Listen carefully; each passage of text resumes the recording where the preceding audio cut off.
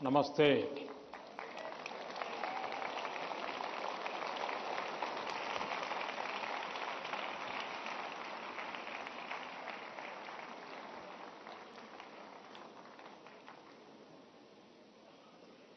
अभी मैं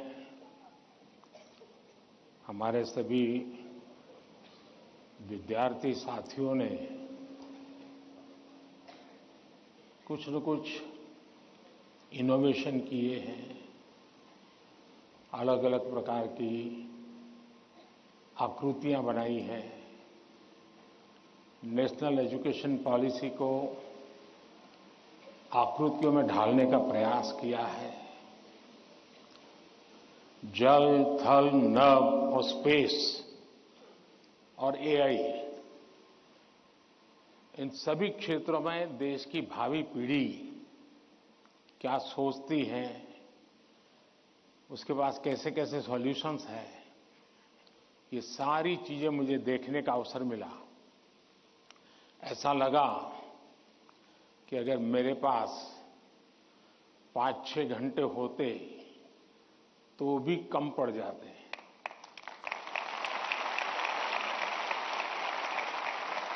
क्योंकि सबने एक से बढ़कर एक प्रस्तुति की है।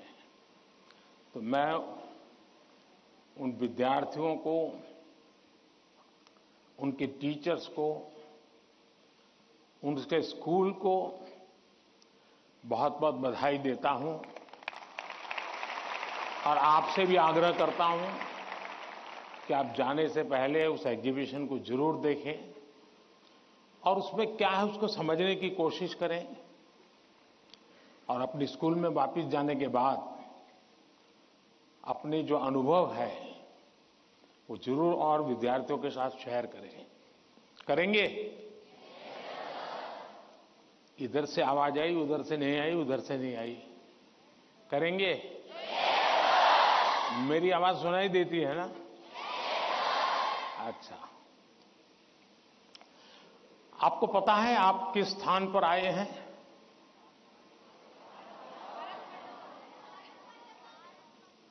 आप उस स्थान पर आए हैं जहां भारत मंडपम के प्रारंभ में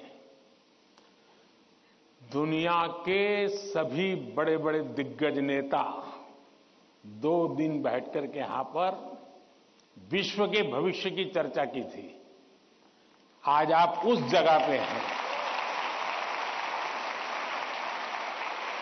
और आप भारत के भविष्य की चर्चा आज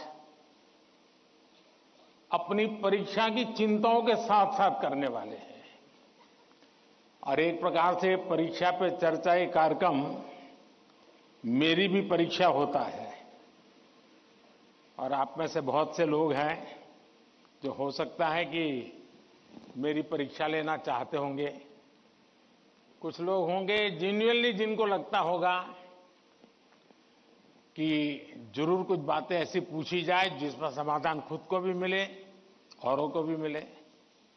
हो सकता है हम सब सवालों को तो एड्रेस न कर पाएं, लेकिन ज्यादातर उन सवालों के कारण बहुत से साथियों को समाधान हो जाएगा। तो आइए हम प्रारंभ करते हैं, ज्यादा समय न गंवाते हुए। कहां से शुरू करना है?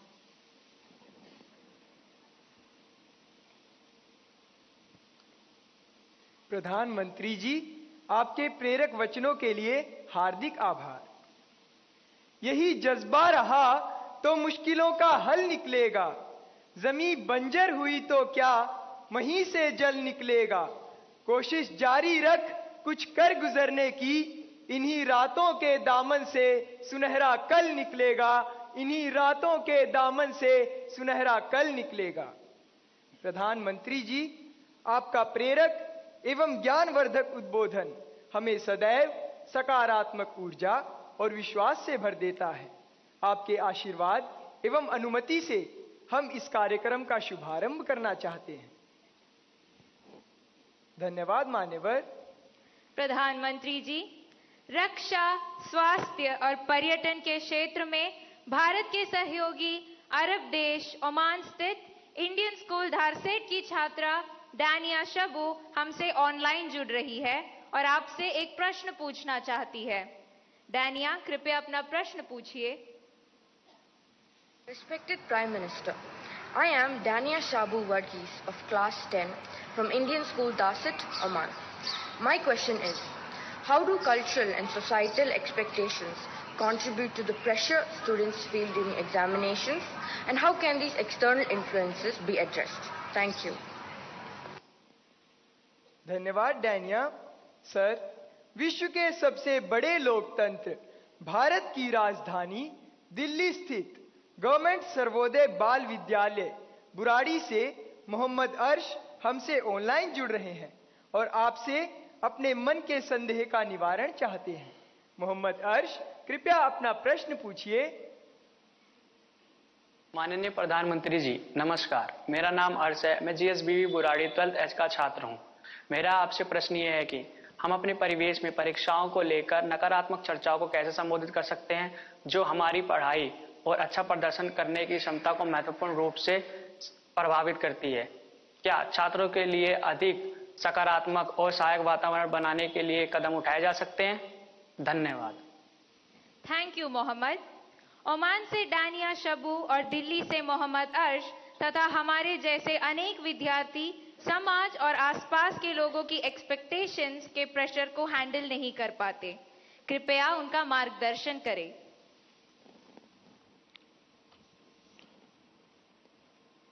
शायद मुझे बताया गया कि ये परीक्षा पे चर्चा का 7वां एपिसोड है और जितना मुझे याद है, मैंने देखा है कि ये प्रश्न हर बार आया है और अलग अलग तरीके से आया है। इसका मतलब ये है कि 7 साल में 7 अलग अलग बैचेज इस परिस्थितियों से गुजरी है और हर नई बैच को भी इन्हीं समस्याओं का सामना करना पड़ रहा है। अब विद्यार्थियों की बैच तो बदलती है, लेकिन टीचर की बैच इतनी जल्दी बदलती नहीं है। अगर टीचर्स ने इन अब तक जितने मेरे एपिसोड हुए हैं उसमें मैंने इन बातों का जो वर्णन किया है, अगर उसका कुछ न कुछ उन्होंने अपने स्कूल में एड्रेस किया हो तो शायद हम इस समस्या को धीरे धीरे कम कर सकते हैं। उसी प्रकार से हर परिवार में ज्यादातर हो सकता है बड़े बेटे ने या बेटी ने पहले एक आध बार ये ट्रायल हुआ हो, लेकिन उनके लिए ज्यादा एक्सपीरियंस नहीं है। लेकिन हर मां बाप ने किसी न किसी रूप में इस समस्या को जरूर अनुभव किया है। अब सवाल यह है कि इसका समाधान क्या हो। हम ये तो नहीं कह सकते भाई स्विच ऑफ, प्रेशर बंद, ऐसा तो नहीं कर सकते। तो हमने अपने आप को एक तो किसी भी प्रकार के प्रेशर को झेलने के लिए सामर्थ्यवान बनाना चाहिए। रोते बैठना नहीं चाहिए। मान के चलना चाहिए कि जीवन में आता रहता है, दबाव बनता रहता है, तो खुद को तैयार करना पड़ता है। अब जैसे कभी आप उस स्थान पे जाते हैं जहां ठंड ज्यादा है और आप किसी गर्म इलाके में रहते हैं, तो हम मन को तैयार करते हैं कि आज अब मुझे 3-4 दिन के बाद ऐसे इलाके में जाना है जहां ठंड ज्यादा है। तो मन से आप तैयार करते हैं तो धीरे धीरे तो लगता है, पहुंचने के बाद कभी लगता है यार मैंने तो सोचा था उससे तो ठंड कम है, क्योंकि आपने मन से तय कर लिया है। और इसलिए आप टेम्परेचर कितना है कितना नहीं वो देखने की जरूरत नहीं पड़ती, आपका मन तैयार हो जाता है। वैसे ही दबाव को हमने अपने तरीके से मन से एक बार इस स्थिति से जीतना है, ये तो संकल्प करना होता है। दूसरा, ये जरा दबाव के प्रकार देखें।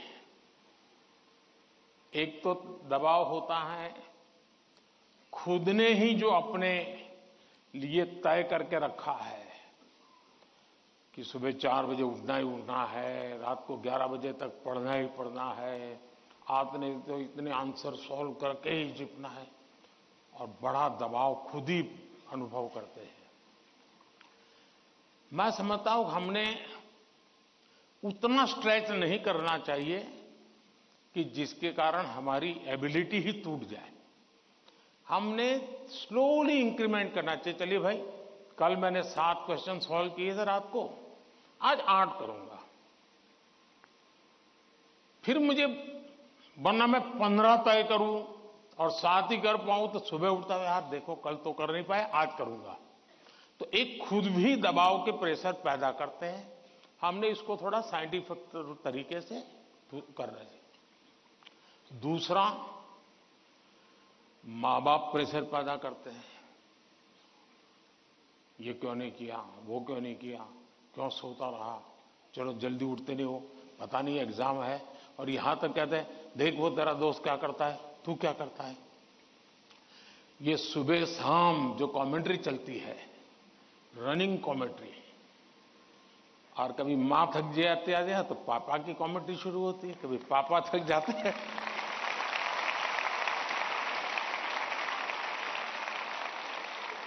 तो बड़े भाई की कमेंट्री शुरू हो जाती है, और वो अगर कम पढ़ता है तो स्कूल में टीचर की। फिर या तो कुछ लोग ऐसे हैं, जाओ तुमको जो करना है कर लो, मैं अपना ऐसे ही रहूंगा। कुछ लोग इसे सिंसियर लेते हैं, लेकिन ये दबाव का दूसरा प्रकार है। तीसरा ऐसा भी होता है कि जिसमें कारण कुछ नहीं, समझ का अभाव है, और बिना कारण उसको हम संकट मान लेते हैं। जब एक्चुअली करते हैं तो लगता है नहीं यार इतना मुश्किल नहीं था, मैंने बेकार में दबाव झेलता रहा। तो मुझे लगता है कि एक तो इनको पूरे परिवार ने, टीचर ने, सबने मिलकर के एड्रेस करना होगा। सिर्फ स्टूडेंट एड्रेस कर लेगा, सिर्फ पेरेंट्स एड्रेस कर लेंगे, इतने से बात बननी नहीं है। और मैं मानता हूं कि ये लगातार परिवारों में भी बातचीत होती रहनी चाहिए। हर परिवार ऐसी स्थितियों में कैसे हैंडल करता है उसकी चर्चाएं होनी चाहिए। उसकी एक सिस्टमेटिक थियरी के बजाय हमने धीरे धीरे चीजों को इवॉल्व करना चाहिए। अगर ये इवॉल्व करते हैं तो मुझे पक्का विश्वास है कि हम इन चीजों से बाहर निकल के आते हैं। धन्यवाद।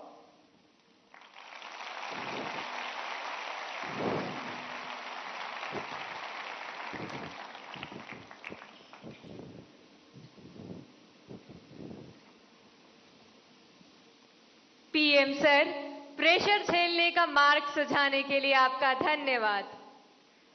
वीर सावरकर के बलिदान के साक्षी एवं अनुपम प्राकृतिक सौंदर्य के लिए प्रसिद्ध अंडमान निकोबार द्वीप समूह से एक अभिभावक भाग्य लक्ष्मी जी हमसे वर्चुअल माध्यम से जुड़ रही हैं।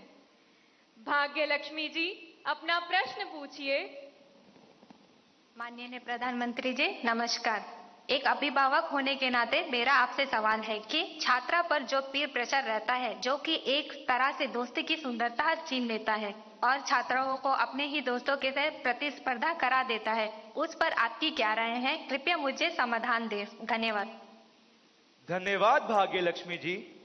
विश्व को सत्य, अहिंसा और धर्म की त्रिमूर्ति प्रदान करने वाली भूमि गुजरात स्थित पंचमहल के जवाहर नवोदय विद्यालय की छात्रा दृष्टि चौहान प्रधानमंत्री जी आपसे अपनी समस्या का हल जानना चाहती हैं। दृष्टि, कृपया अपना प्रश्न पूछिए। माननीय प्रधानमंत्री जी नमस्कार। मैं दृष्टि चौहान जवाहर नवोदय विद्यालय पंचमहल में कक्षा 6 की छात्रा हूँ। मेरा आपसे यह प्रश्न है कि कभी कभी परीक्षा के प्रतिस्पर्धी माहौल में दोस्तों के साथ प्रतिस्पर्धा भी अधिक दबाव पैदा करती है। कृपया सुझाव दें कि इससे कैसे बचा जा सकता है। आप मुझे इस पर अपना मार्गदर्शन प्रदान करें। धन्यवाद सर। धन्यवाद दृष्टि।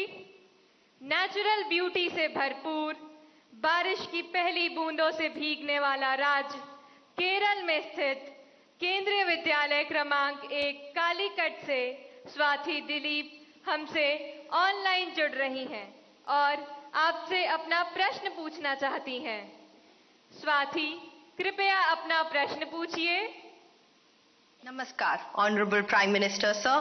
I am Swati Dilip, a class 11 student from PM Sri Kendriya Vidyalaya number 1 Calicut of Ernakulam region. Sir, could you please guide us on how, in this competitive world, we can avoid unhealthy and unnecessary competition, and also how to not take peer pressure into our heads? Thank you, sir. धन्यवाद स्वाति।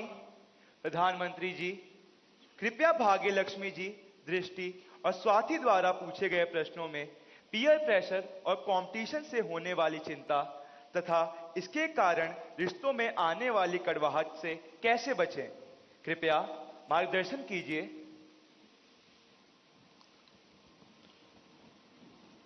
अगर जीवन में चुनौतियां न हो, स्पर्धा न हो, तो फिर जीवन बहुत ही प्रेरणाहीन बन जाएगा, चेतनाहीन बन जाएगा। कंपटीशन होनी ही चाहिए, लेकिन जैसे एक सवाल में पूछा कालीकट से बच्ची ने, हेल्दी कंपटीशन, इसलिए कंपटीशन हेल्दी होना चाहिए। अब आपका जो सवाल है वो जरा डेंजर है और वो मुझे चिंता कराता है। शायद मुझे भी इस परीक्षा पे चर्चा पे इस प्रकार का सवाल पहली बार आया है। देखिए, कभी कभी इस प्रवृत्ति का जहर, ये बीज पारिवारिक वातावरण में ही बो दिया जाता है। घर में भी माँ बाप, दो बच्चे हैं तो दोनों के बीच में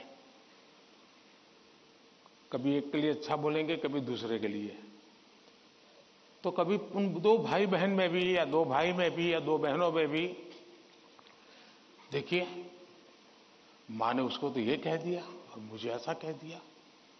एक इस प्रकार की विकृत स्पर्धा का भाव जाने अनजाने में परिवार के रोजमर्रा के जीवन में बो दिया जाता है।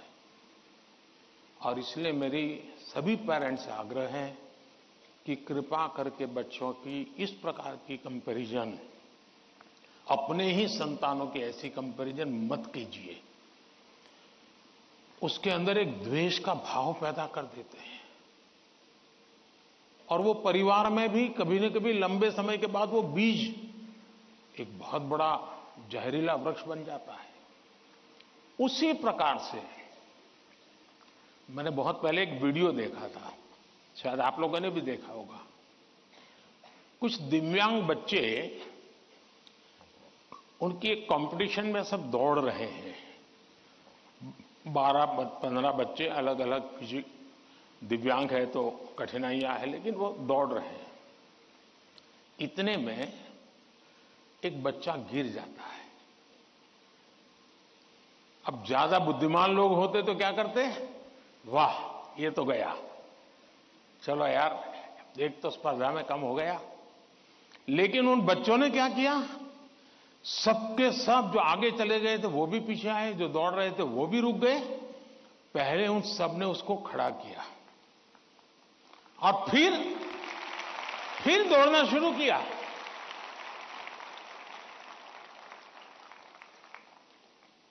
सचमुच में ये वीडियो दिव्यांग बच्चों के जीवन का भले होगा, लेकिन हम लोगों को भी ये बहुत बड़ी प्रेरणा और बहुत बड़ा संदेश दे देता है। अब तीसरा विषय है कि आपके दोस्त से आपको किस चीज की स्पर्धा है भाई? मान लीजिए 100 मार्क्स का पेपर है। अगर आपका दोस्त 90 ले गया तो क्या आपके लिए 10 मार्क बचा है क्या? आपके लिए 10 मार्क बचा है क्या? आपके लिए भी तो 100 है ना? तो आपको उससे स्पर्धा नहीं करनी है, खुद से करनी है। खुद से करनी है कि वो 100 में से 90 लाया, मैं 100 में से कितना लाऊं। उससे द्वेष करने की जरूरत ही नहीं है। एक्चुअली तो वो आपके लिए इंस्पिरेशन बन सकता है। और अगर यही मानसिकता रहेगी तो क्या करेंगे आप? अपने से तेज तर्रार व्यक्ति को दोस्ती नहीं बनाएंगे। आप ऐसे जिसकी कुछ चलती नहीं बाजार में उसी को दोस्त बनाएंगे और खुद बड़े ठेकेदार बन के घूमते रहोगे।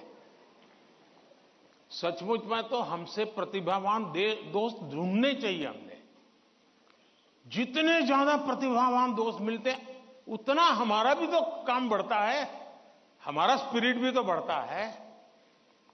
और इसलिए कभी भी हमने इस प्रकार का ईर्ष्या भाव कतई ही अपने मन में नहीं आने देना चाहिए। और तीसरा, मां बाप के लिए भी बहुत बड़ा चिंता का विषय है। मां बाप हर बार अपने बच्चों को कोसते रहे, देख तू खेलता रहता है, देख वो किताबें पढ़ता है, तू ये करता रहता है, देख वो पढ़ता है। यानी वो भी हमेशा उसी का उदाहरण देते हैं। तो फिर आपके दिमाग में भी यही एक मानदंड बन जाता है। कृपा करके मां बाप इन चीजों से बचे। कभी कभी तो मैंने देखा है कि जो मां बाप अपने जीवन में ज्यादा सफल नहीं हुए हैं, जिनको अपने पराक्रम, अपनी सफलताएं, अपनी सिद्धियों के विषय में दुनिया को कुछ कहने को नहीं है, बताने को नहीं है, तो वे अपने बच्चों का रिपोर्ट कार्ड ही अपना विजिटिंग कार्ड बना देते हैं। किसी को मिलेंगे, अपने बच्चे की कथा सुनाएंगे। अब ये जो नेचर है वो भी एक प्रकार से बच्चे के मन में एक ऐसा भाव भर देता है कि मैं तो सब कुछ हूं, अब मुझे कुछ करने की जरूरत नहीं है। वो भी बहुत नुकसान करता है। सचमुच में तो हमें अपने दोस्त में से ईर्ष्या भाव के बजाय उसके सामर्थ्य को ढूंढने का प्रयास करना चाहिए। उसके अंदर अगर मैथमेटिक्स में एक्सपर्टाइज है, मेरी कम है, मेरे टीचर से ज्यादा अगर मेरा दोस्त मुझे मैथमेटिक्स में मदद करेगा तो वो मेरी साइकी समझ करके करेगा और हो सकता है मैं भी उसी की तरह मैथमेटिक्स में आगे जाऊंगा। वो अगर लैंग्वेज में वीक है और मैं लैंग्वेज में मजबूत हूं, मैं अगर लैंग्वेज में उसकी मदद करता हूं तो हम दोनों को एक दूसरे की ताकत जोड़ेगी और हम अधिक सामर्थ्यवान बनेंगे। और इसलिए कृपा करके हम अपने दोस्तों से स्पर्धा और ईर्ष्या के भाव में न डूबें। और मैंने तो ऐसे लोग देखे हैं कि खुद फेल हो जाए, लेकिन अगर दोस्त सफल हुआ है तो मिठाई वो बांटता है। मैंने ऐसे भी दोस्त देखे हैं कि जो बहुत अच्छे नंबर से आए हैं लेकिन दोस्त नहीं आया, इसलिए उसने अपने घर में पार्टी नहीं की, फेस्टिवल नहीं मनाया। क्यों? मेरा दोस्त पीछे रह गया। ऐसे भी तो दोस्त होते हैं। और क्या दोस्ती लेन देन का खेल है क्या? जी नहीं, दोस्ती ये लेन देन का खेल नहीं है।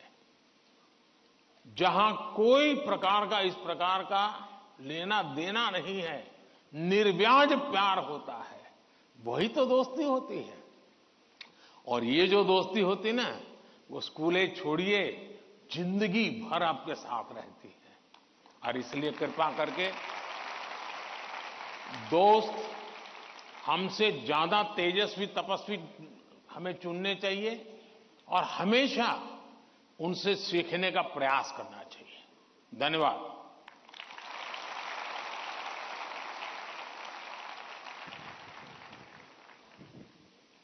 प्रधानमंत्री जी, स्पर्धा में भी मानवीयता का ये संदेश हमें हमेशा प्रेरित करता रहेगा। भारत का दक्षिण पूर्वी राज्य, कृषि प्रधान प्रदेश तिरुमलई की पवित्र भूमि आंध्र प्रदेश स्थित ZP high school Uparapalli Anakapalli जिले के संगीत शिक्षक श्री कोंडा कांची संपतराव जी हमारे साथ ऑनलाइन माध्यम से जुड़ रहे हैं और आपसे प्रश्न पूछना चाहते हैं। संपतराव जी, कृपया अपना प्रश्न पूछिए। प्रधानमंत्री वर्युल वारिकी नमस्कारांजलि। मेरा नाम कोंडकांची संपतराव है और मैं ZP high school Uparapalli Anakapalli district Andhra Pradesh में शिक्षक हूँ। सर, मेरा आपसे यह प्रश्न है कि एक शिक्षक के रूप में मैं किन तरीकों से अपने छात्रों को परीक्षा देने में तनाव मुक्त बनाने में मदद कर सकता हूँ? कृपया इस पर मेरा मार्गदर्शन कीजिए। धन्यवाद। धन्यवाद सर। भारत के पूर्व में चाय बागानों तथा सुंदर पर्वतीय प्रदेश ब्रह्मपुत्र की भूमि असम के शिवसागर स्थित हाशारा हाई स्कूल से एक टीचर बंटी मेधी जी, जो कि सभागार में उपस्थित है, प्रधानमंत्री जी से एक प्रश्न पूछना चाहती हैं। मैम, कृपया अपना प्रश्न पूछिए। Namaskar, Honorable Prime Minister Sir, I am Bonti Medhi, a teacher from Sibsagar district, Assam. My question is, what should be the role of a teacher in motivating students? Please guide us. Thank you. धन्यवाद ma'am. प्रधानमंत्री जी, कृपया आंध्र प्रदेश के संगीत शिक्षक श्री संपतराव जी और सभागार में उपस्थित शिक्षिका बंटी मेथी जी द्वारा पूछे गए इन प्रश्नों में वे परीक्षा के समय शिक्षकों की भूमिका के विषय में जानना चाहते हैं कि वे किस प्रकार विद्यार्थियों को तनाव मुक्त रहने में सहायता करें। कृपया समस्त शिक्षक वर्ग का मार्गदर्शन कीजिए। पहले तो मैं समझता हूं जो संगीत के टीचर हैं वो तो अपने क्लास नहीं, पूरी स्कूल के बच्चों का तनाव खत्म कर सकते हैं।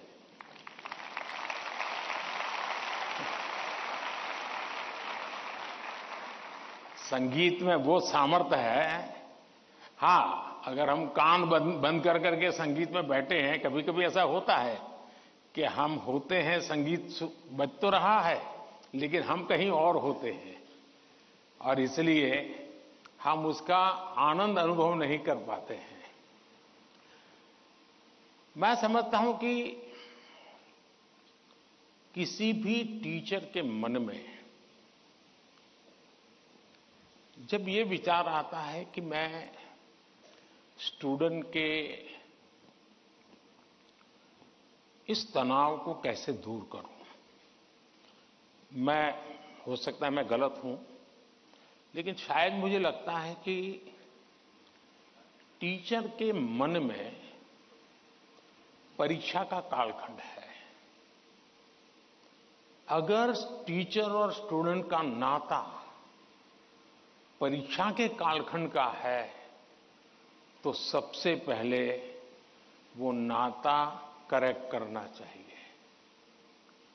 आपका स्टूडेंट्स के साथ नाता जैसे ही आप पहले दिन, वर्ष के प्रारंभ में पहले ही दिन क्लासरूम में एंटर करते हैं, उसी दिन से एग्जाम आने तक आपका नाता निरंतर बढ़ते रहना चाहिए।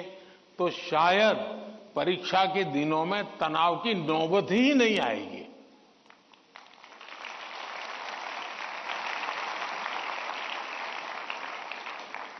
आप सोचिए, आज मोबाइल का जमाना है,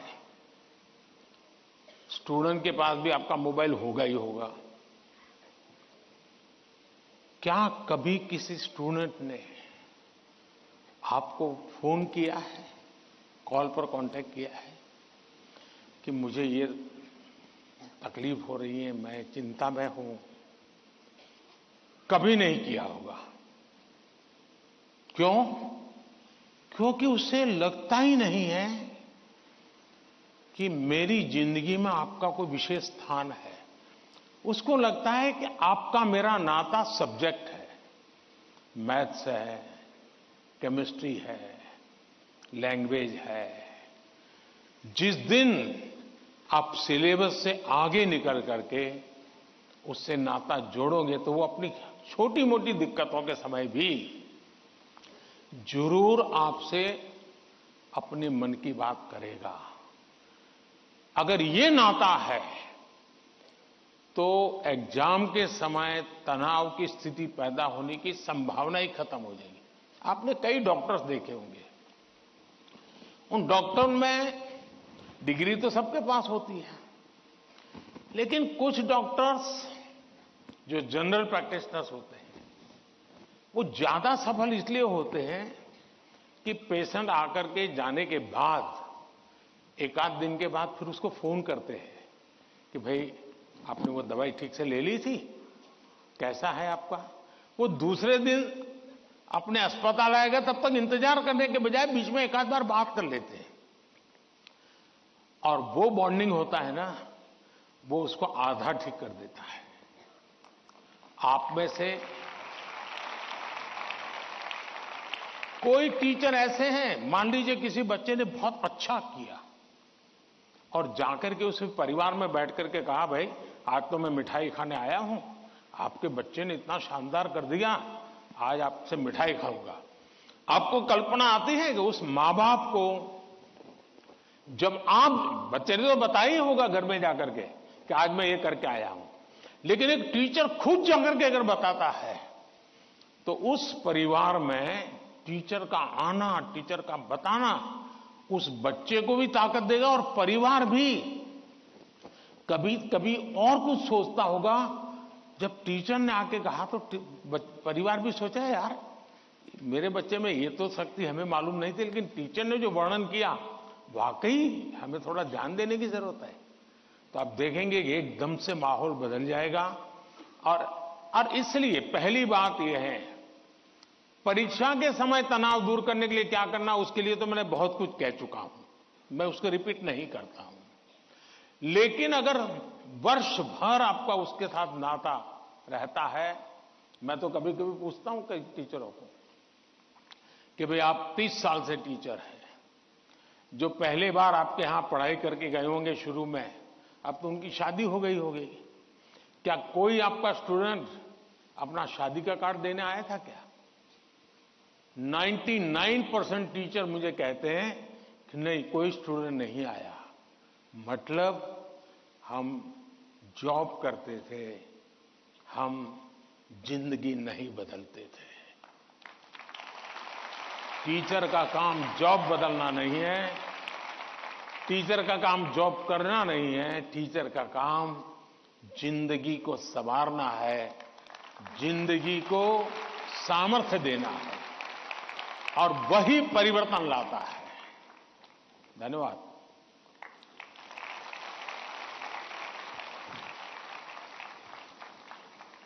शिक्षक एवं शिष्य के संबंधों में आपसी विश्वास महत्वपूर्ण है। हमें नया दृष्टिकोण देने के लिए धन्यवाद। अद्भुत जनजातीय संस्कृति को समेटे पूर्वोत्तर भारत के राज्य त्रिपुरा के प्रणवानंद विद्या मंदिर पश्चिम त्रिपुरा की छात्रा आद्रिता चक्रवर्ती हमसे ऑनलाइन जुड़ रही हैं तथा परीक्षा के तनाव से मुक्ति हेतु माननीय प्रधानमंत्री जी से अपनी समस्या का समाधान चाहती हैं। आद्रिता, कृपया अपना प्रश्न पूछिए। नमस्कार माननीय प्रधानमंत्री महोदय, मेरा नाम आद्रिता चक्रवर्ती है। मैं प्रणवानंद विद्या मंदिर पश्चिम त्रिपुरा में कक्षा 12वीं की छात्रा हूँ।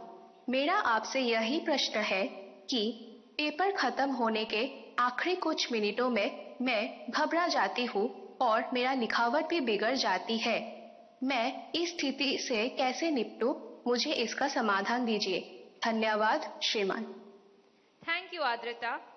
प्राकृतिक संसाधनों से भरपूर दान का कटोरा के रूप में प्रसिद्ध राज्य छत्तीसगढ़ स्थित जवाहर नवोदय विद्यालय करब कांकेर के छात्र शेख तैफुर रहमान ऑनलाइन माध्यम से जुड़ रहे हैं तथा परीक्षा के तनाव से मुक्ति के लिए मार्गदर्शन चाहते हैं। तैफुर रहमान, कृपया अपना प्रश्न पूछिए। प्रधानमंत्री महोदय नमस्कार, मेरा नाम शेख तैफुर रहमान है। मैं पीएम श्री जवाहर नवोदय विद्यालय कांकेर छत्तीसगढ़ का छात्र हूँ। मान्यवर, परीक्षा के दौरान अधिकांश छात्र घबराहट महसूस करते हैं, जिसके कारण वे मूर्खतापूर्ण गलतियां कर बैठते हैं, जैसे कि प्रश्नों को सही ढंग से ना पढ़ना आदि। मान्यवर, मेरा आपसे यह प्रश्न है कि इन गलतियों से कैसे बचा जाए। कृपया अपना मार्गदर्शन दें। धन्यवाद। शुक्रिया तैफूर।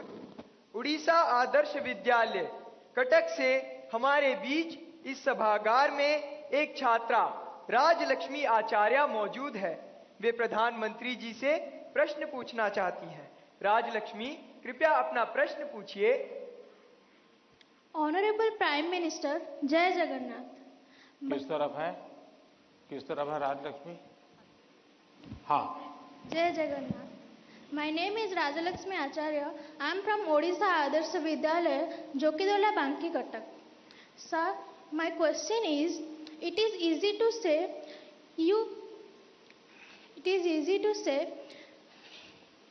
you face exam with a cool mind, but in exam hall the situation is so scary, like don't move, look straight and so on. Then how can it be so cool? Thank you sir. धन्यवाद राजलक्ष्मी। प्रधानमंत्री जी, अद्रिता, तैफुर और राजलक्ष्मी और इनके जैसे अनेक विद्यार्थियों द्वारा परीक्षा पे चर्चा के पिछले सभी संस्करणों में प्राय ये प्रश्न पूछा जाता रहा है और अब भी ये प्रश्न कुछ विद्यार्थियों के चिंता का कारण बना हुआ है कि वे परीक्षा के दौरान होने वाले तनाव का सामना कैसे करें। कृपया इनका मार्गदर्शन कीजिए। घूम फिर करके फिर तनाव आ गया। अब ये तनाव से मुक्ति कैसे हो? आप देखिए कैसी गलती होती है। कुछ गलतियां यानी रोजमर्रा की हम थोड़ा ऑब्जर्व करें तो पता चलेगा। कुछ गलतियां पेरेंट्स का अति उत्साह कर देता है, कुछ गलतियां स्टूडेंट की अतिशय सिंसियरिटी कर देती है। बस समझता हूं इससे बचा जाए। जैसे मैंने देखा है कि कुछ माँ बाप को लगता है कि आज एग्जाम है तो बेटे को नई पेन ला करके दो, जरा कपड़े अच्छे पहना करके भेजो, तो उसका काफी समय तो उसमें एडजस्ट होने में ही जाता है। शर्ट ठीक है कि नहीं है, यूनिफॉर्म ठीक पहना है कि नहीं पहना है। माँ बाप से मेरा आग्रह है जो पेन रोज उपयोग करता है ना वही दीजिए आप। या वहां पेन दिखाने थोड़ा जा रहा है वो।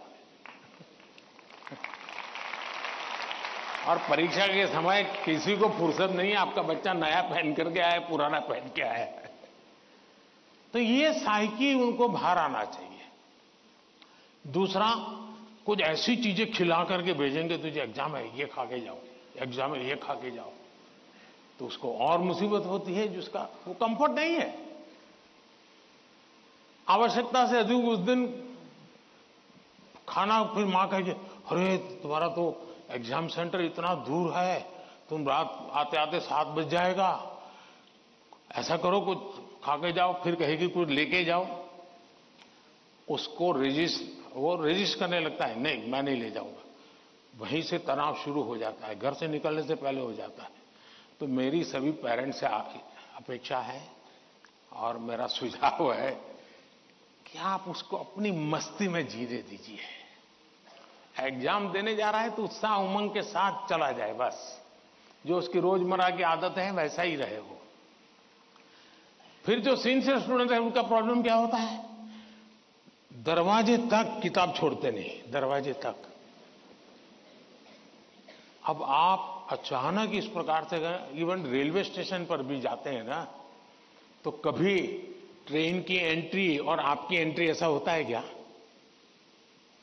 आप 5-10 मिनट पहले जाते हैं, प्लेटफॉर्म पर खड़े रहते हैं, कहाँ आपका डिब्बा आएगा उसका अनुमान लगाते हैं, फिर उस जगह पे जाते हैं, फिर सोचते हैं कि पहले कौन सा लगेज अंदर ले जाऊंगा, फिर कौन सा, यानी मन आपका तुरंत अपने आप को ट्रेन आने से पहले ही सेट करने लग जाता है।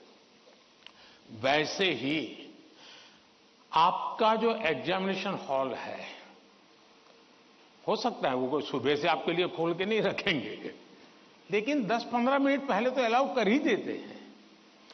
तो आराम से जैसे ही खुले अंदर पहुंच जाइए और आराम से बैठिए मस्ती से।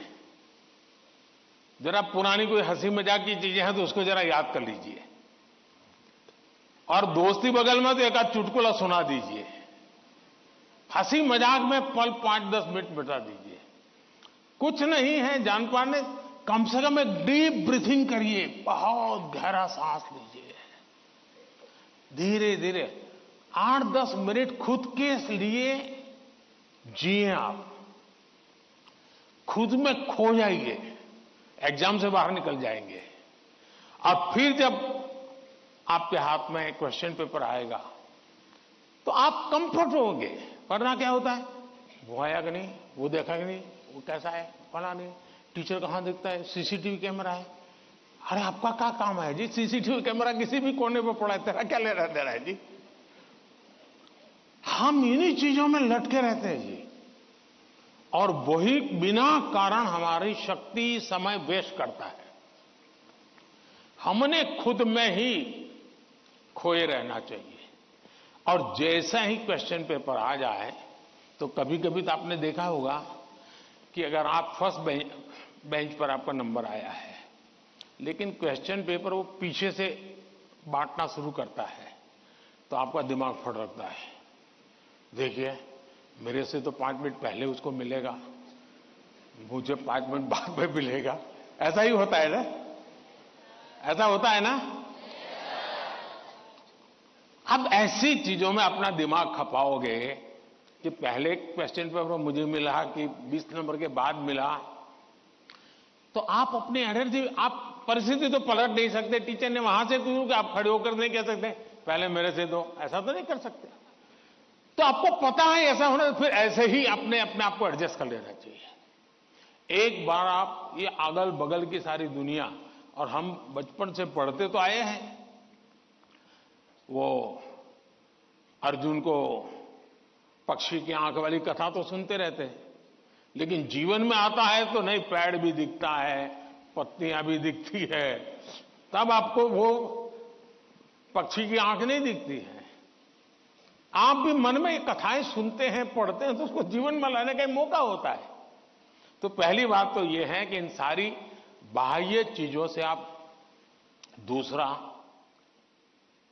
परीक्षा में घबराहट का कभी कारण यह होता है, कभी लगता है समय कम पड़ गया, कभी लगता है कि अच्छा होता मैं वो क्वेश्चन पहले कर लेता। तो इसका उपाय यह है, पहले एक बार पूरा क्वेश्चन पेपर पढ़ लीजिए, फिर मन से तय कीजिए कि किस आंसर में कितना मिनट मोटा मोटा मेरा जाएगा, और उसी प्रकार से अपना समय तय कर लीजिए। अब खाना खाते हैं, आप खाने के लिए बैठते हैं तो घड़ी देख करके थोड़े खाते, भाई 20 मिनट में खाना खाना है, तो खाते खाते आदत हो ही जाती है, हाँ भैया इतने में 20 मिनट भी हो गया और खाना भी हो गया। इसके लिए कोई घड़ी और कोई बेल थोड़ा बचता है कि चलो अब खाना शुरू करो, अब खाना बंद करो, ऐसा तो होता नहीं है। तो ये प्रैक्टिस है। दूसरा मैंने देखा है कि आजकल जो सबसे बड़ी समस्या है, जिसके कारण ये समस्या, आप मुझे बताइए, आप एग्जाम देने जाते हैं, मतलब आप फिजिकली क्या करते हैं? आप फिजिकली पेन हाथ में पकड़ करके लिखते हैं, यही करते हैं ना। दिमाग अपना काम करता है, लेकिन आप क्या करते हैं? लिखते हैं। आज के युग में आईपैड के कारण, कंप्यूटर के कारण, मोबाइल के कारण मेरी लिखने की आने के बाद उसका मिनिमम 50% टाइम आप खुद अपनी नोटबुक के अंदर कुछ न कुछ लिखेंगे, हो सके तो उस विषय पर लिखेंगे और 3 बार 4 बार खुद का लिखा हुआ पढ़ेंगे और खुद का लिखा हुआ करेक्ट करेंगे। तो आपका जो इंप्रूवमेंट होगा किसी की मदद बिना इतना बढ़िया हो जाएगा कि आपको बाद में लिखने की आदत हो जाएगी। तो कितने पेज पे लिखना, इतना लिखने में कितना समय जाता है, ये आपकी मास्टरी हो जाएगी। कभी कभी मन से विषय आपको लगता है ये तो मुझे आता है। जैसे आप मान लीजिए कोई बड़ा प्रसिद्ध कोई गाना सुन रहे हैं, गाना बज रहा है तो आपको लगता है ये गाना तो मुझे आता है क्योंकि आपने बहुत बार सुना है।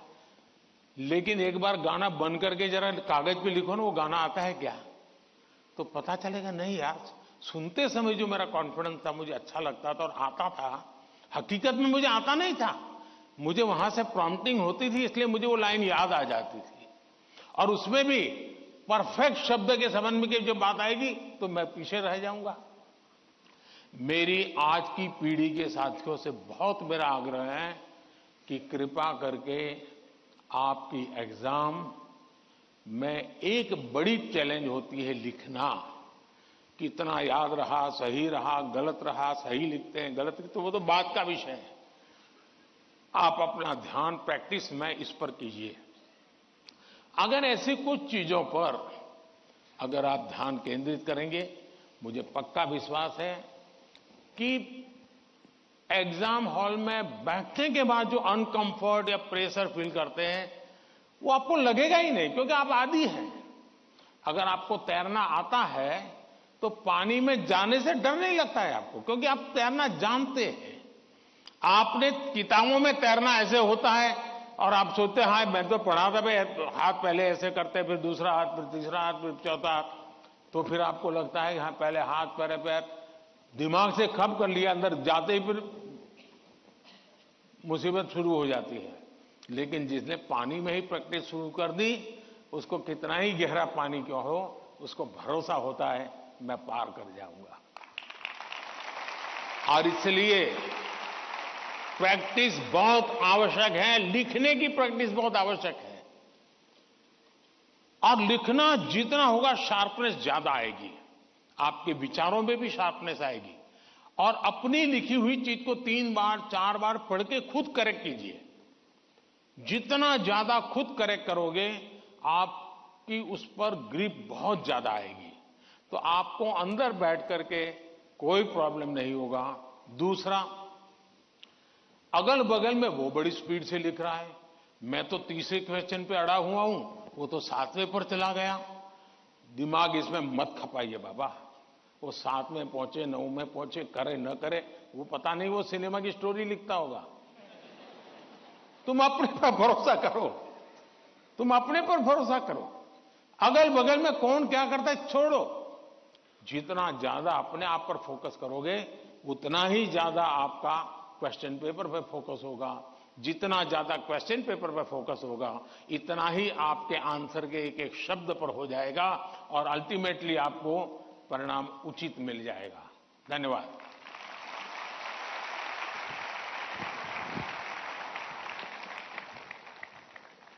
धन्यवाद पीएम सर। तनाव प्रबंधन का ये सूत्र जीवन भर हमें प्रेरित करेगा।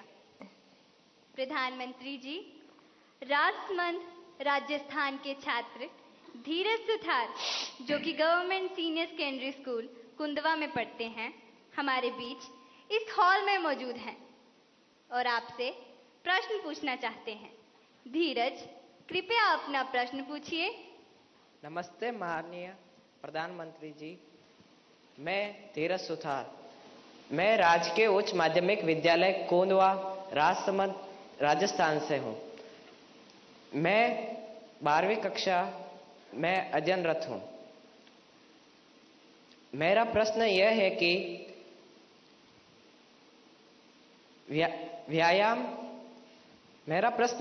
कि व्यायाम के साथ साथ पढ़ाई को कैसे मैनेज करें, क्योंकि शारीरिक स्वास्थ्य भी उतना ही जरूरी है जितना कि मानसिक स्वास्थ्य। कृपया मार्गदर्शन करें। धन्यवाद सर। आपका शरीर देख करके लगता है मुझे आपने सही सवाल पूछा है।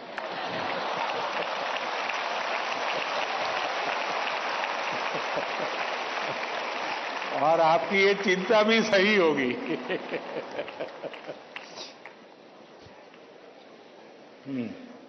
धन्यवाद धीरज।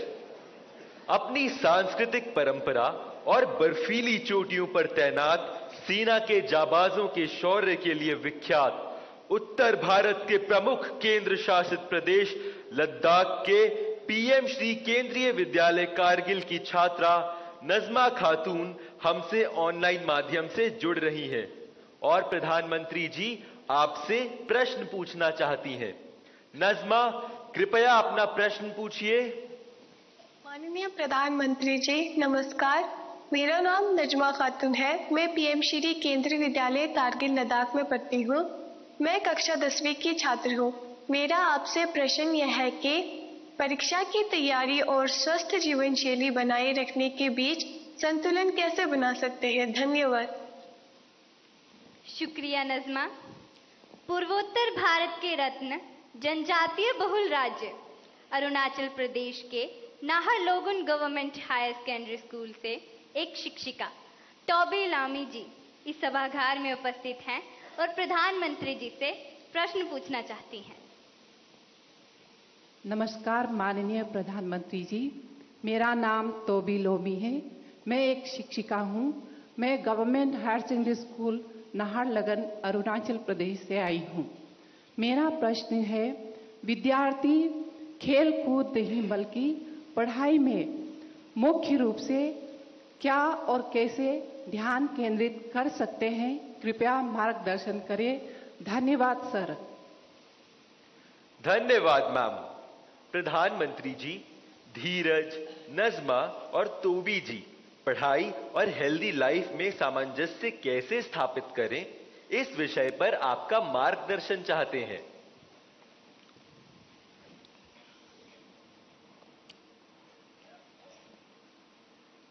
आप में से बहुत सारे स्टूडेंट्स मोबाइल फोन का उपयोग करते होंगे और कुछ लोग होंगे शायद उनको घंटों तक मोबाइल फोन की आदत भी हो गई होगी। लेकिन क्या कभी ऐसा विचार आया मन में कि नहीं मैं रिचार्जिंग में फोन रखूंगा तो मेरा मोबाइल का उपयोग कम हो जाएगा, इसलिए रिचार्जिंग नहीं करूंगा। अगर रिचार्जिंग नहीं करूंगा तो मोबाइल काम करेगा क्या? करेगा क्या? तो मोबाइल जैसी चीज जो रोजमर्रा देखते हैं उसको भी चार्जिंग करना पड़ता है नहीं करना पड़ता है? अरे जवाब तो दीजिए। रिचार्ज करना पड़ता है नहीं करना पड़ता है? अगर मोबाइल को करना पड़ता है तो ये बॉडी को करना चाहिए कि नहीं करना चाहिए?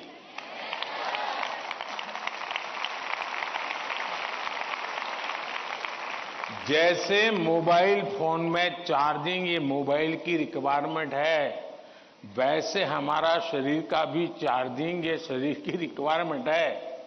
आप ऐसा सोचो कि नहीं पढ़ना है तो बस विंडो बंद, पढ़ाई बाकी सब बंद, ऐसा कभी नहीं हो सकता है। जीवन ऐसे नहीं जी सकते हैं और इसलिए जीवन को थोड़ा संतुलित बनाना पड़ता है। कुछ लोग होते हैं खेलते ही रहते हैं, वो भी एक संकट होता है। लेकिन जब आपको एग्जाम देनी हो, क्योंकि लौकिक लाइफ जीवन में इन चीजों का अपना महत्व है, इसको टाल नहीं सकते।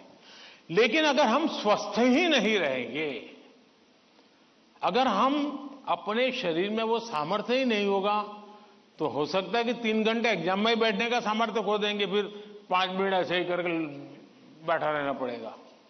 और इसलिए स्वस्थ शरीर स्वस्थ मन के लिए भी बहुत जरूरी है।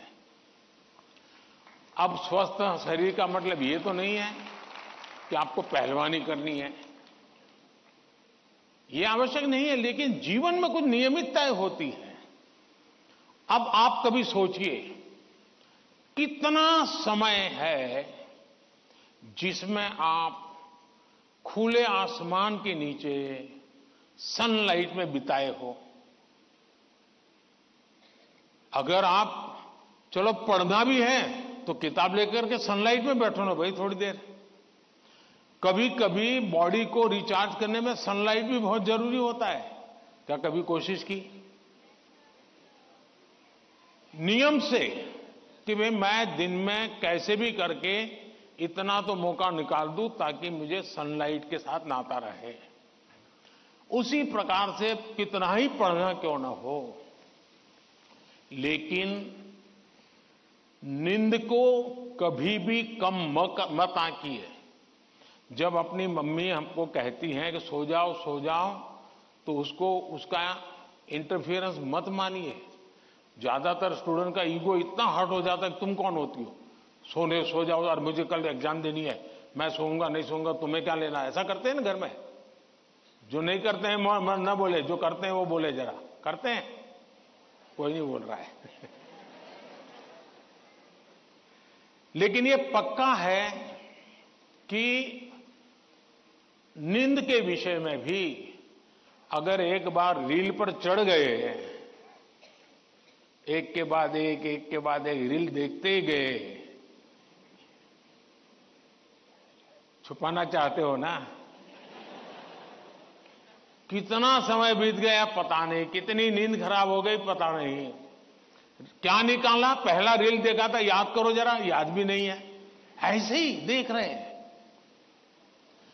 ऐसे हम नींद को बहुत कम आंकते हैं। आज आधुनिक हेल्थ साइंस जो है वो नींद को बहुत तवज्जो देता है। आप आवश्यक नींद लेते हैं कि नहीं लेते हैं, वो आपके स्वास्थ्य पर बहुत बड़ा महत्वपूर्ण है। आपको उस पर ध्यान केंद्रित करना चाहिए। इसका मतलब ये भी नहीं कि बस एग्जाम तो आती रहेगी। मोदी जी को मिला था, उसने कहा है सो जाओ। अभी यहां आर्टिस्टिक बोर्ड बनाओ और घर में घुसते ही लिखो सो जाओ, मम्मी पापा को दिखा दो सो जाओ। ऐसा तो नहीं करेंगे ना। कम नींद स्वास्थ्य के लिए अनुचित है। कुछ अपवाद लोग होते हैं जिनको उन्होंने अपने एक ऐसे स्टेज पर बॉडी को ले गए हैं, उनको शायद उससे बाहर होंगे। सामान्य मानवीय के जीवन के लिए अनुचित है। आप कोशिश कीजिए कि आपकी रिक्वायर जितनी भी नींद है वो आप पूरी लेते हैं। और ये भी देखिए कि साउंड स्लीप है कि नहीं। बहुत गहरी नींद होनी चाहिए। आप हैरान हो जाएंगे, ये जो टीचर बैठे हैं ना, बड़ी आयु के टीचर, ये सुनकर के जरूर चौंक जाएंगे। आज भी मैं इतना सारा मेरे पास काम है ना, आप लोगों जितना नहीं है।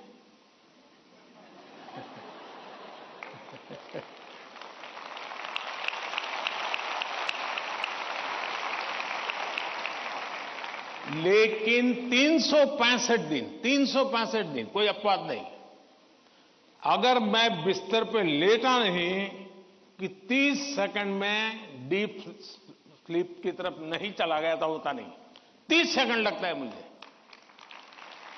आप में से बहुत छोटी आयु के भी होंगे, कभी इधर कभी उधर, कभी उधर कभी उधर, फिर नींद आई तो आई। क्यों? मेरा बाकी जो जागृत अवस्था का समय है उसमें बहुत जागृत रहता हूं मैं। तो जब जागृत हूं तो पूरी तरह जागृत हूं, जब सोया हूं तो पूरी तरह सोया हूं। और वो बैलेंस, जो बड़ी आयु के लोग हों परेशान होते होंगे, हाँ यार हमें तो नींद ही नहीं आती, आधा घंटा तो ऐसे ही करवट बदलते रहते हैं। और ये आप अचीव कर सकते हैं। फिर एक विषय है न्यूट्रिशन, संतुलित आहार। और आप जिस उम्र में हैं उस उम्र में जिन चीजों की जरूरत है वो आपके आहार में है कि नहीं है। एक चीज पसंद है बस खाते रहते हो, पेट भर जाता है, कभी मन भर जाता है, लेकिन शरीर की आवश्यकताएं पूरी नहीं करता है। 10th 12th का एक कालखंड ऐसा है जब आपके पास एग्जाम का वातावरण है, तो एक बार तय कीजिए कि मेरे शरीर को जितनी रिक्वायरमेंट है वो मैं लेता हूं। माँ बाप भी बच्चे को ऐसा ना करें, नहीं नहीं आज तो हलवा बनाया है, जरा ज्यादा खा ले। कभी माँ बाप को भी लगता है कि क्वांटिटी ज्यादा खिला दी तो बच्चा आज खुश है। जी नहीं, उसके शरीर, और इसके लिए कोई अमीरी गरीबी का मुद्दा नहीं है। जो उपलब्ध चीजें होती हैं उसी में से मिल जाता है जी, उसमें सारी चीजें रहती हैं। कम से कम खर्च वाली भी चीजें होती हैं जो हमारे न्यूट्रिशन को कैर कर सकती है। और इसलिए हमारे आहार में संतुलन, ये भी स्वास्थ्य के लिए उतना ही जरूरी है। और फिर एक्सरसाइज, हमने पहलवानी वाली एक्सरसाइज करे या ना करे अलग बात है, लेकिन फिटनेस के लिए एक्सरसाइज करना चाहिए। जैसे डेली टूथब्रश करते हैं ना, वैसे ही नो कॉम्प्रोमाइज एक्सरसाइज करनी चाहिए।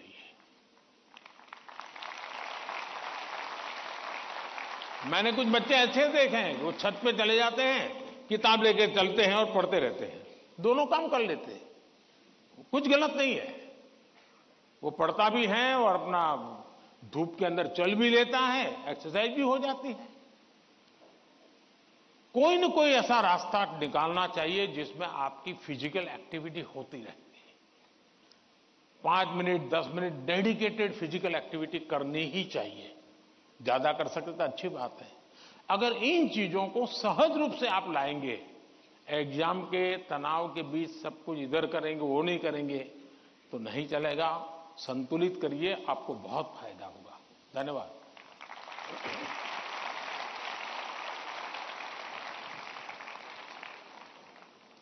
पीएम सर, आपने एग्जाम वॉरियर में भी हमें यही संदेश दिया है, जितना खेलोगे उतना खिलोगे। Thank you PM sir. Rabindranath Tagore Vande Mataram की अमर भूमि, समृद्ध कला कौशल से भरपूर राज्य बंगाल के नॉर्थ 24 परगना स्थित केंद्रीय विद्यालय की छात्रा मधुमिता मल्लिक हमसे वर्चुअल माध्यम से प्रश्न पूछना चाहती है। मधुमिता, कृपया अपना प्रश्न पूछिए। माननीय प्रधानमंत्री महोदय, नमस्कार। मेरा नाम मधुमिता मल्लिक है। मैं पीएम श्री केंद्रीय विद्यालय बैरकपुर थलसेना, कोलकाता संभाग की 11वीं विज्ञान की छात्रा हूँ। मेरा आपसे यह प्रश्न है, आप उन छात्रों को क्या सलाह देना चाहेंगे जो अपने करियर के बारे में अनिश्चित हैं या किसी विशेष करियर या पेशे को चुनने के बारे में दबाव महसूस करते हैं? कृपया इस विषय पर मुझे मार्गदर्शन करें। धन्यवाद महोदय। धन्यवाद मधुमिता। पीएम सर, भगवान कृष्ण की उपदेश भूमि, वीर बहादुर खिलाड़ियों के प्रदेश हरियाणा पानीपत के द मिलेनियम स्कूल की छात्रा अदिति तनवर ऑनलाइन माध्यम से जुड़ी हुई है और आपसे मार्गदर्शन चाहती है। अदिति, कृपया अपना प्रश्न पूछिए। माननीय प्रधानमंत्री जी, नमस्कार। मेरा नाम अदिति तनवर है और मैं the millennium school Panipat Haryana की कक्षा 11वीं की छात्रा हूँ। मेरा आपसे प्रश्न यह है कि मैंने ह्यूमैनिटीज को अपने विषय के रूप में चुना है और लोग रोज मुझ पर ताने कसते हैं। मुझे यह विषय पसंद है इसलिए मैंने इसे चुना है, पर कभी कभी तानों को संभालना मुश्किल हो जाता है। इन्हें कैसे संभालें और कैसे नजरअंदाज करें, मैं इसमें आपसे मार्गदर्शन चाहती हूँ। धन्यवाद श्रीमान, नमस्कार। Thank you Aditi. मधुमिता और अदिति तथा इन जैसे कुछ विद्यार्थी जीवन में करियर के चयन में दबाव अनुभव करते हैं। सर, एक विशेष करियर या स्ट्रीम चुनने की मानसिकता के दबाव की समस्या का कैसे समाधान करें? मुझे नहीं लगता है कि आप स्वयं कंफ्यूज हैं, आप स्वयं उलझन में हैं, ऐसा मुझे नहीं लगता है। हकीकत यह है कि आपको अपने पर भरोसा नहीं है, आपका अपने सोचने के संबंध में दुविधा है और इसलिए आप 50 लोगों को पूछते रहते हैं, क्या लगता है ये करूं तो, क्या लगेगा ये करूं तो। आप खुद को जानते नहीं हैं और उसके कारण आप किसी के एडवाइस पर डिपेंडेंट रहते हो और जो व्यक्ति ज्यादा अच्छा लगता है आपको और जो एडवाइस आपको सबसे सरल लगती है आप उसी को एडॉप्ट कर लेते हो। अब जैसे मैंने कहा कि खेलो, और बहुत कुछ होंगे जो आज कल बोर्ड लेकर के घर जाएंगे। मोदी जी ने कहा है खेलो खिलो, खेलो खिलो, अब मैं पढ़ूंगा नहीं बस। क्यों? उसने अपनी चीज पसंद कर ली है। मैं समझता हूं कि सबसे बुरी जो स्थिति है ना, वो कंफ्यूजन है।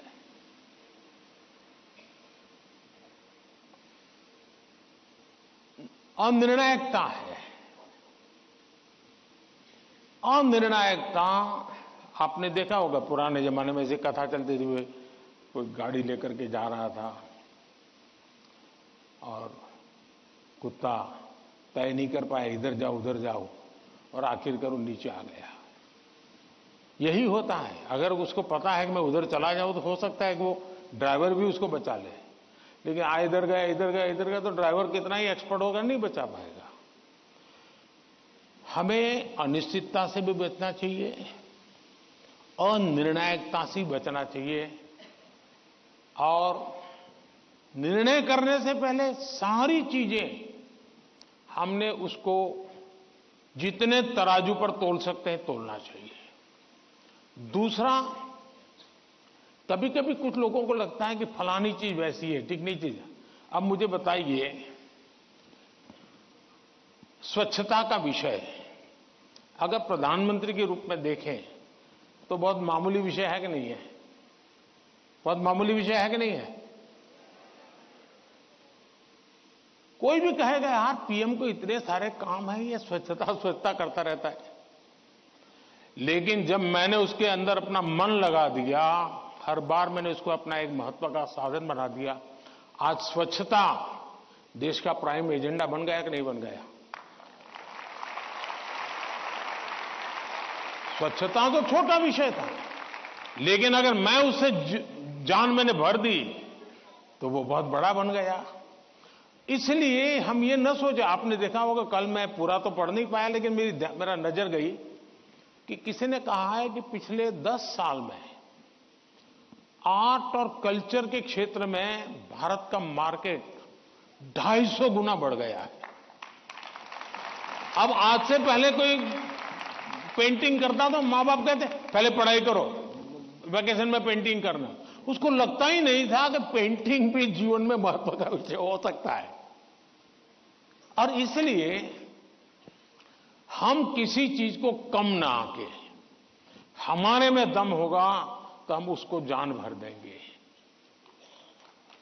हमारे में सामर्थ्य होना चाहिए, और जो चीज हाथ में लें उसमें जी जान से जुड़ जाएं।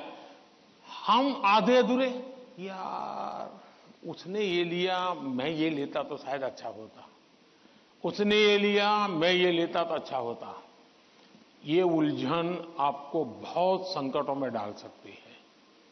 दूसरा विषय है कि आज नेशनल एजुकेशन पॉलिसी ने आपके लिए बहुत सुविधा कर दी है। आप एक क्षेत्र में बढ़ रहे हैं, लेकिन आपको कहा मन कर गया चलो एक और ट्रायल करना है, तो आप शिफ्ट कर सकते हैं, आपकी राह बदल सकते हैं। आपको किसी पर बंधे रहने की जरूरत नहीं है, आप अपने आप प्रगति कर सकते हैं।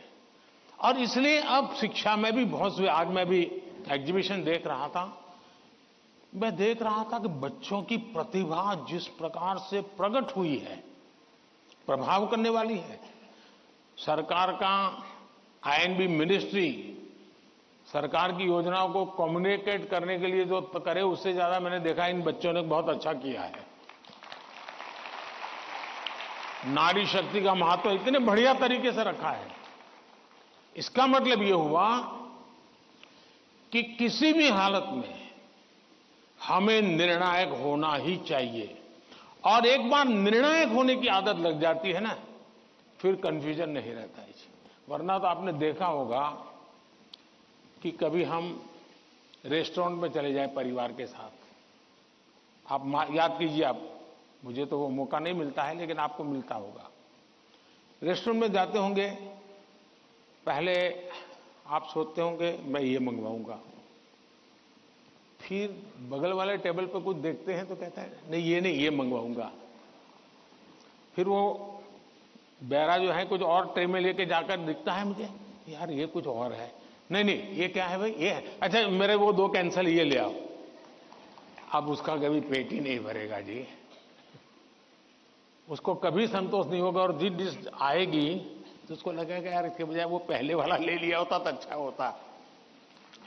जो लोग रेस्टोरेंट के डाइनिंग टेबल पर निर्णय नहीं कर पाते हैं, वो कभी रेस्टोरेंट का या खाने का आनंद नहीं ले सकते हैं। आपको निर्णायक बनना पड़ता है।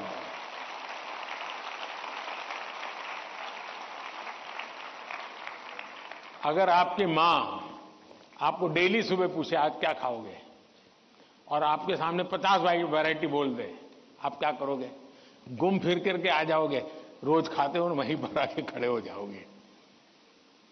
मैं समझता हूं कि हमें आदत डालनी चाहिए कि हम निर्णायक बने।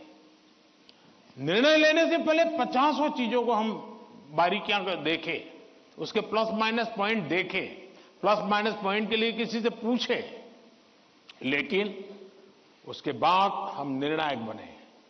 और इसलिए कंफ्यूजन किसी भी हालत में आप किसी के लिए अच्छा नहीं है। अनिर्णायकता और खराब होती है, और उसमें से हमने बाहर आना चाहिए।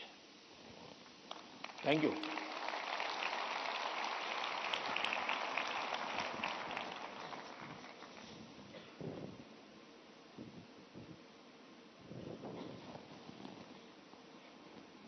सर, निर्णय की स्पष्टता में ही सफलता निहित है। आपका यह कथन सदा याद रहेगा। धन्यवाद।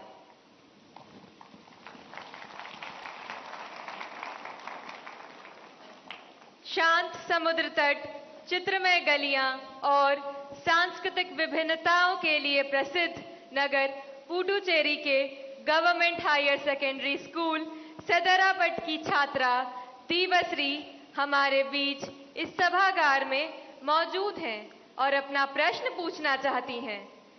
दीवश्री, कृपया अपना प्रश्न पूछिए। नमस्ते, वणक्कम, ऑनरेबल प्राइम मिनिस्टर सर। वणक्कम वणक्कम।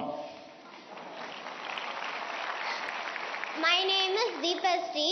I'm coming from Government Higher Secondary School, Sedrapat, Puducherry. My question is, how can we build our trust in parents that we are working hard? Thank you, sir. धन्यवाद दीवश्री। प्रधानमंत्री जी, हम माता पिता को कैसे विश्वास दिलाएं कि हम मेहनत कर रहे हैं, इस विषय पर दीवश्री आपसे मार्गदर्शन चाहती हैं।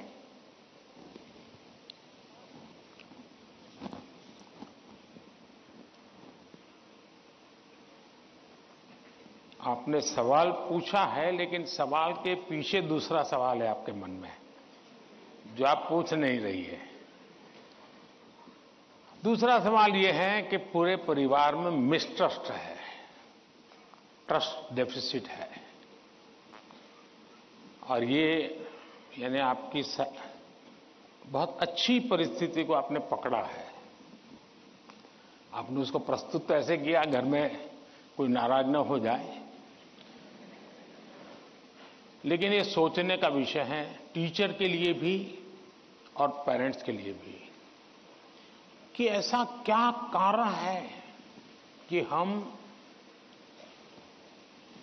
ट्रस्ट डेफिसिट पारिवारिक जीवन में अनुभव कर रहे हैं।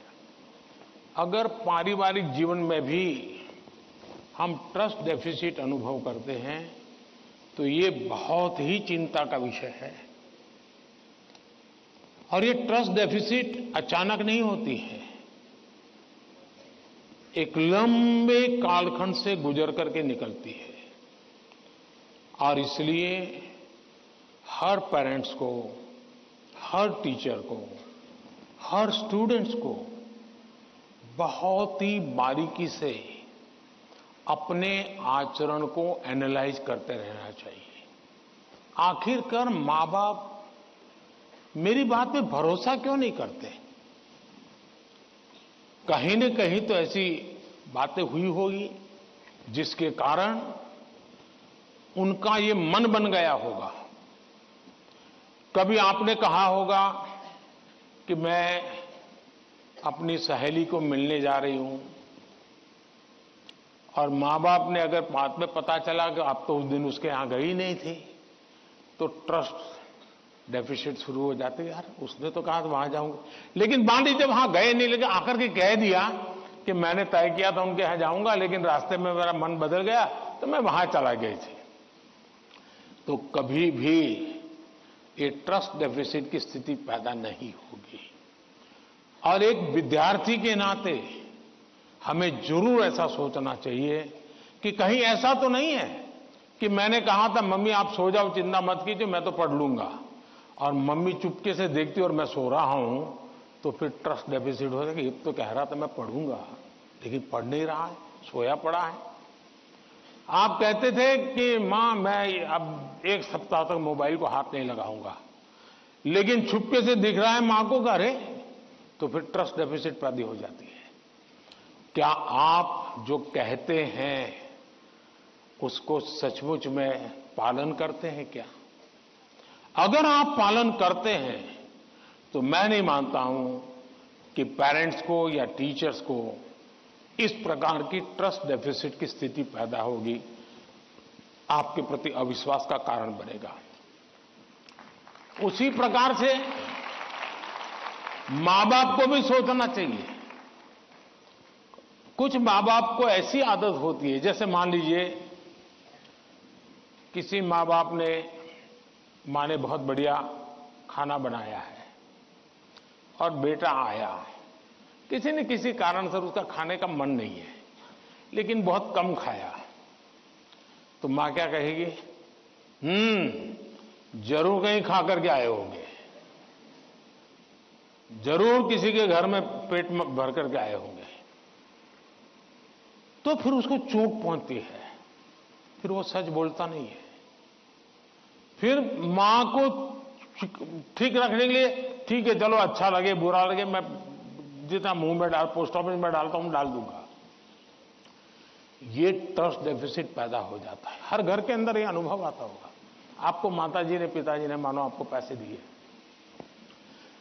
और आपको कहा 1 महीने का तुम्हारा ये 100 रुपया तुम्हें देते पॉकेट का, और फिर हर तीसरे दिन पूछते हैं वो 100 रुपये का कह दिया। अरे भाई तुमने 30 दिन के लिए दिया है ना, दूसरा मांगने तो आया नहीं तुम्हारे पास, तो भरोसा करो ना। अगर भरोसा नहीं तो नहीं देना था। ज्यादातर मां बाप के केस में ऐसा होता है, रोज पूछते हैं अच्छा वो 100 रुपया, हाँ कोई ये तो पूछ सकता है, पूछने का तरीका होता है। कोई कहे बेटा उस दिन पैसे नहीं थे, तुम्हें 100 ही रुपये दिए थे, तुम चिंता मत करना, जरूरत पड़े तो कह देना। तो उस बेटे को लगे नहीं मेरे माता पिता ने मुझे 100 रुपया, देखो ये आपकी पसंद की बात आई तो ताली बजाते हो आप लोग।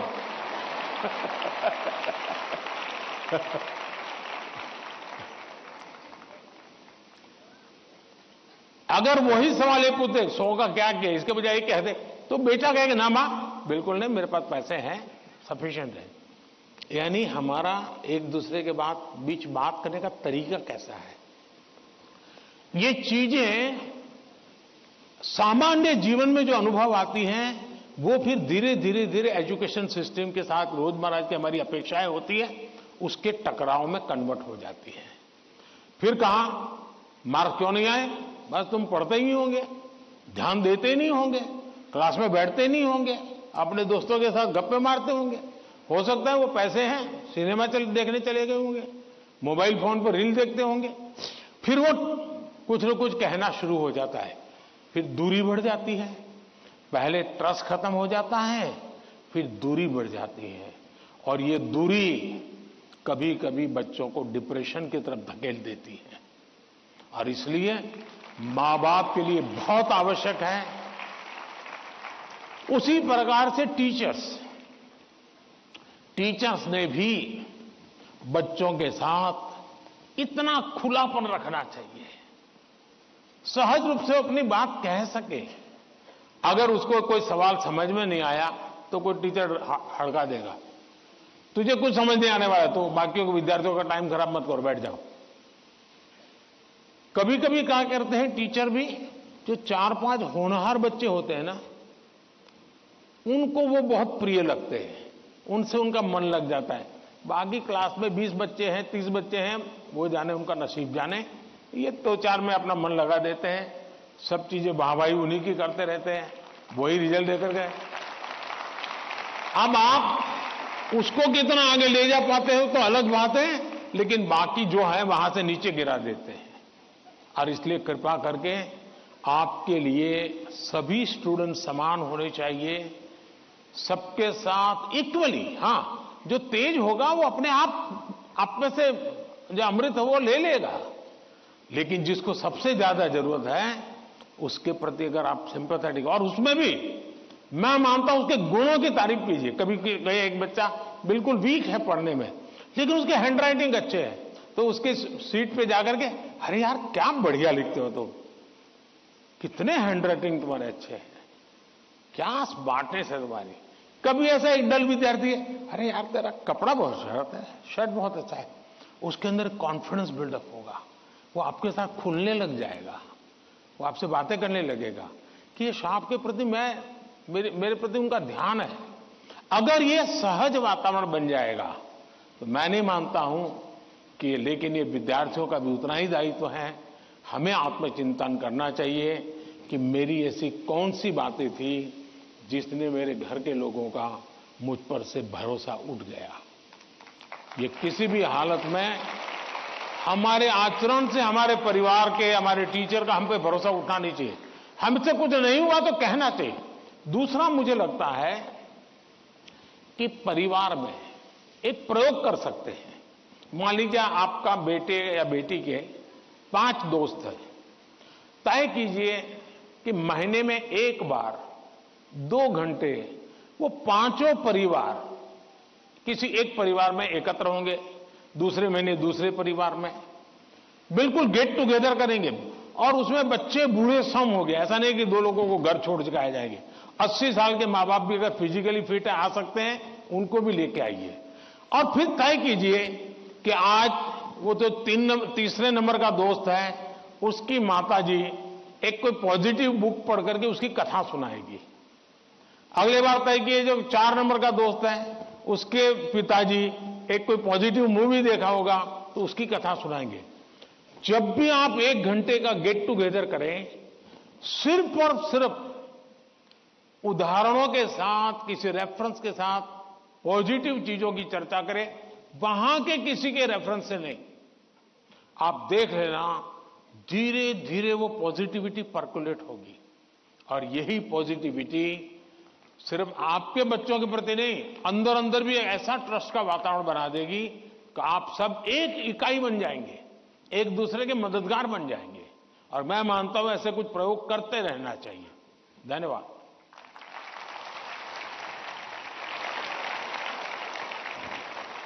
पीएम सर, परिवार में विश्वास महत्वपूर्ण है। आपका यह संदेश हमारे घरों में खुशियां लाएगा। धन्यवाद PM sir.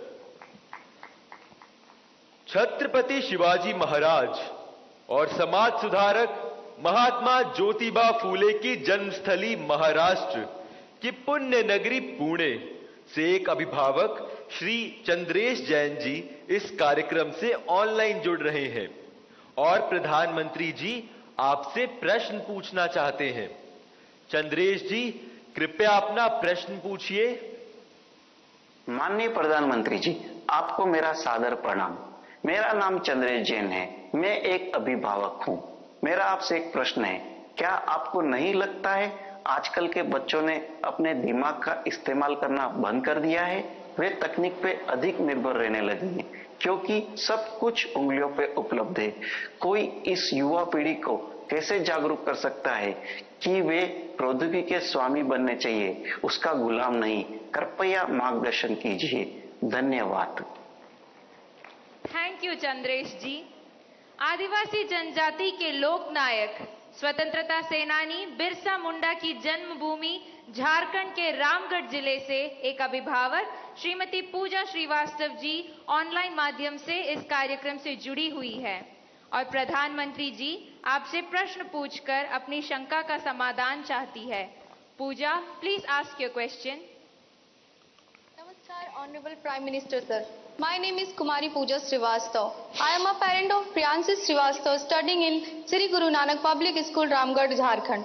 Sir, I want to ask that how I can manage my daughter's studies with using social media platform like Instagram, Snapchat, Twitter. Please guide me on this. Thank you, sir. Thank you ma'am. Himachal Pradesh Shivalik पहाड़ियों की तलहटी में स्थित हमीरपुर जिले के TRDAV school Kangu के एक छात्र अभिनव राणा ऑनलाइन माध्यम से जुड़ रहे हैं और प्रधानमंत्री जी आपसे एक प्रश्न पूछना चाहते हैं। अभिनव, कृपया अपना प्रश्न पूछिए। Honorable Prime Minister Sir, Namaskar. My name is Abhinav Rana. I am a student of TRDAV Public Senior Secondary School, Kangu, District Hamirpur, Himachal Pradesh.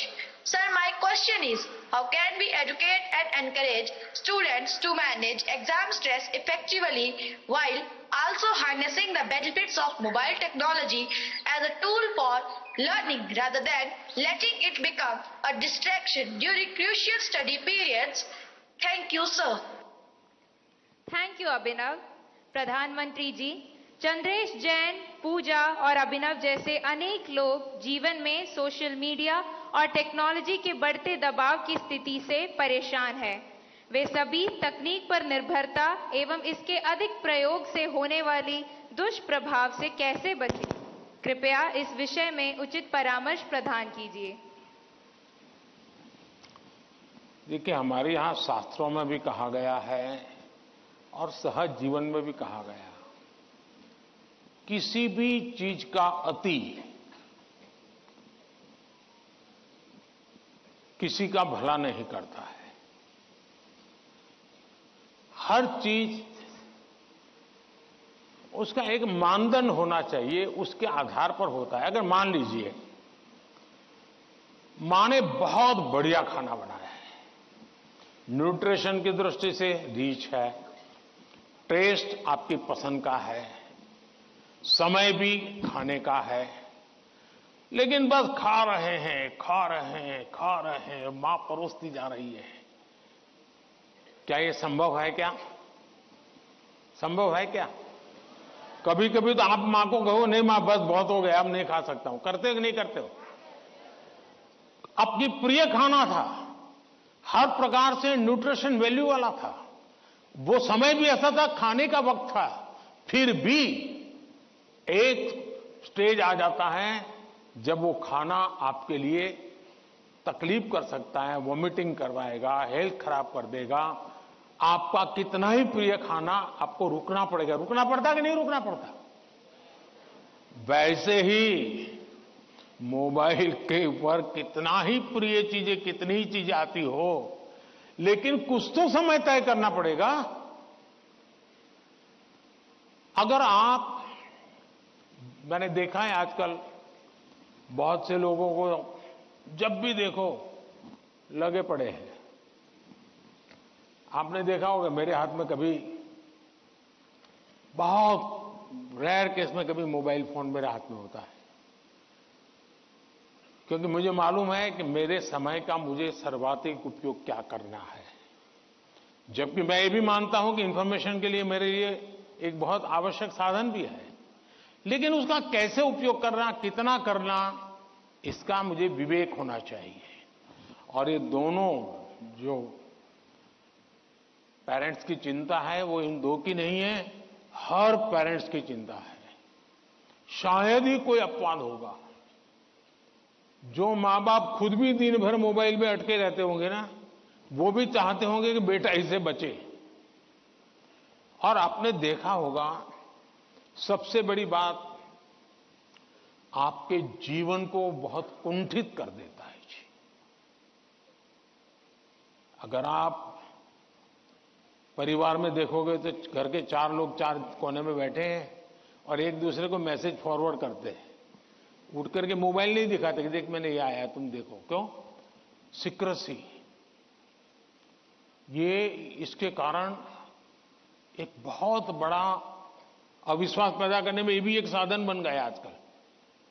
अगर मां ने मोबाइल फोन को हाथ लगा दिया, बस आ गया घर में तूफान। तुम कौन होती है मेरे मोबाइल को हाथ लगाने वाली? यही हो जाता है। मैं समझता हूं कि परिवार में कुछ नियम होने, जैसे खाना खाते समय डाइनिंग टेबल पर कोई इलेक्ट्रॉनिक गैजेट नहीं होगा, मतलब नहीं होगा। सब लोग खाना खाते समय गप्पे मारेंगे, बातें करेंगे, खाना खाएंगे। ये हम डिसिप्लिन फॉलो कर सकते हैं जी। घर के अंदर मैंने पहले भी कहा है या दोबारा कहता हूं, नो गैजेट जोन, कि भाई ये कमरे में कोई गैजेट की एंट्री नहीं, हम बैठेंगे, बातें करेंगे, गप्पे मारेंगे। परिवार के अंदर वो ऊष्मा का वातावरण उसके लिए जरूरी है। तीसरा, हम हमारे खुद के लिए भी अब टेक्नोलॉजी से हम बच नहीं सकते हैं। टेक्नोलॉजी को बोझ नहीं मानना चाहिए, टेक्नोलॉजी से दूर भागना नहीं चाहिए, लेकिन उसका सही उपयोग सीखना उतना ही अनिवार्य है। अगर आप टेक्नोलॉजी से परिचित हैं, आपके माता पिता को पूरा नॉलेज नहीं है, सबसे पहला आपका काम है आज मोबाइल पर क्या क्या अवेलेबल है उनसे चर्चा कीजिए, उनको एजुकेट कीजिए और उनको विश्वास में लीजिए कि देखिए मैथ्स में मुझे ये चीजें यहां मिलती हैं, केमिस्ट्री में मुझे ये मिलती हैं, हिस्ट्री में ये मिलती है और मैं इसको देखता हूं, आप भी देखिए। तो वो भी थोड़ी रुचि लेंगे, वरना क्या होगा, हर बार उनको लगता होगा कि मोबाइल मतलब ये दोस्तों के साथ चिपका हुआ है, मोबाइल मतलब रील देख रहा है। अगर उसको पता चले कि भाई इसमें ये पार्ट है, इसका मतलब ये नहीं कि माँ बाप को मूर्ख बनाने के लिए बढ़िया चीज दिखा दे और फिर दूसरा करे, ऐसा नहीं हो सकता है। हमने पूरे परिवार में पता होना चाहिए क्या चल रहा है। हमारे मोबाइल फोन का लॉक करने का जो नंबर होता है वो परिवार के सबको अगर पता हो तो क्या नुकसान होगा। परिवार के हर सदस्य को हर एक मोबाइल का अगर इतनी ट्रांसपेरेंसी आ जाए, आप काफी बुराइयों से बच जाएंगे, काफी बुराइयों से बच जाएंगे।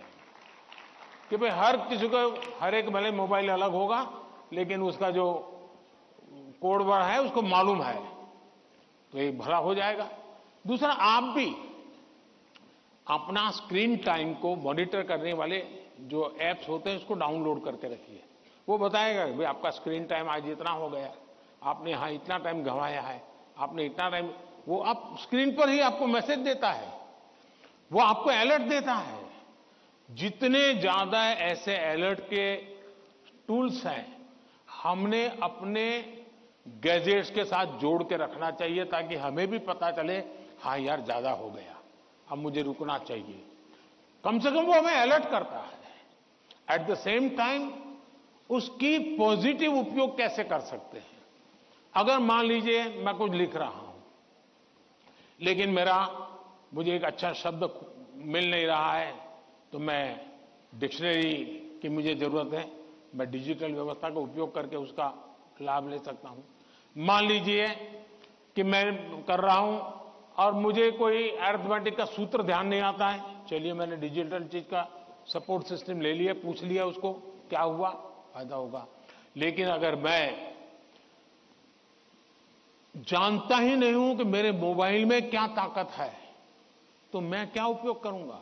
और इसलिए मुझे तो लगता है कि कभी कभी क्लासरूम में भी मोबाइल के पॉजिटिव पहलू क्या क्या है, पॉजिटिवली उपयोग आने वाली कौन सी चीजें हैं, कभी 10-15 मिनट क्लासरूम में चर्चा करनी चाहिए। कोई स्टूडेंट अपने अनुभव बताएगा कि मैंने उस वेबसाइट को देखा, हमारे स्टूडेंट्स के लिए अच्छी वेबसाइट है, मैंने उस वेबसाइट को देखा, फलाने सब्जेक्ट के लिए वहां अच्छी लर्निंग मिलती है, अच्छे लेसन्स मिलते हैं। मान लीजिए टूर जा रही है कहीं पर, टूर प्रोग्राम हमारे पास है और बच्चे जा रहे हैं कि चलो भाई हम जैसलमेर जा रहे हैं, सबको कहा जाए जरा ऑनलाइन जाओ भाई, जैसलमेर का पूरा प्रोजेक्ट रिपोर्ट बनाओ, तो उसका पॉजिटिव उपयोग करने की आदत डालनी चाहिए। उसको लगना चाहिए कि तुम्हारी मदद में बहुत सी सारी व्यवस्थाएं उपलब्ध हैं, तुम इसका उपयोग करो। जितना ज्यादा सकारात्मकता से आप उपयोग करोगे उतना आपको लाभ होगा। और मेरा आग्रह रहेगा कि हमने उससे दूर भी नहीं भागना है, लेकिन हमने हर चीज का विवेक से और पूरे परिवार में ट्रांसपेरेंसी से, जितनी ज्यादा ट्रांसपेरेंसी आएगी, ऐसे छुप छुप करके देखना पड़ेगा मतलब कुछ गड़बड़ है। जितनी ट्रांसपेरेंसी आएगी उतना लाभ ज्यादा होगा। बहुत बहुत धन्यवाद।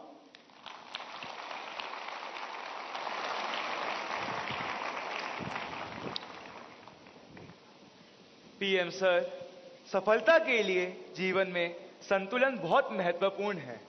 यह मंत्र हमें सही राह पर अग्रसर करेगा। धन्यवाद। महाकवि सुब्रमण्यम भारती की जन्मभूमि तमिलनाडु की राजधानी चेन्नई के मॉडर्न सीनियर सेकेंडरी स्कूल के छात्र एम वागेश ऑनलाइन माध्यम से जुड़े हैं और प्रधानमंत्री जी आपसे प्रश्न पूछना चाहते हैं। M Vagesh, please ask your question. Honorable Prime Minister Sir, Namaste. My name is M. Vagesh. I am student of Modern Senior Secondary School, Nanganallur, Chennai. My question is, how do you handle stress and pressure in the super strong position as a Prime Minister? What is your key factor of controlling stress? Thank you. आप भी बनना चाहते हैं क्या? तैयारी कर रहे हो क्या? धन्यवाद एम वागेश। आज की इस परिचर्चा का अंतिम प्रश्न देवभूमि उत्तराखंड, जो अपनी प्राकृतिक सुषमा के लिए प्रसिद्ध है, उधम सिंह नगर स्थित डायनेस्टी मॉडर्न गुरुकुल एकेडमी की छात्रा स्नेहा त्यागी ऑनलाइन माध्यम से जुड़ी हैं और प्रधानमंत्री जी से प्रश्न पूछना चाहती हैं। स्नेहा, कृपया अपना प्रश्न पूछिए।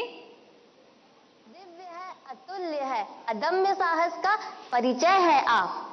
युगों युगों के निर्माता, अद्भुत भारत का भविष्य है आप। देवभूमि उत्तराखंड से आदरणीय प्रधानमंत्री मोदी जी को मेरा चरण स्पर्श प्रणाम। मेरा नाम स्नेहा त्यागी है। मैं डायनेस्टी मॉडर्न गुरुकुल अकादमी थिंकी फार्म खटीमा, उधम सिंह नगर की कक्षा 7 की छात्रा हूँ। आदरणीय प्रधानमंत्री जी से मेरा प्रश्न है कि हम आपकी तरह सकारात्मक कैसे हो सकते हैं। धन्यवाद श्रीमान। थैंक्स स्नेहा। प्रधानमंत्री जी, आप अपने बिजी लाइफ में प्रेशर को कैसे हैंडल करते हैं और इतना प्रेशर होने पर भी हमेशा सकारात्मक कैसे रह पाते हैं? आप यह सब कैसे कर पाते हैं? कृपया अपनी सकारात्मक ऊर्जा का रहस्य हमसे साझा करें।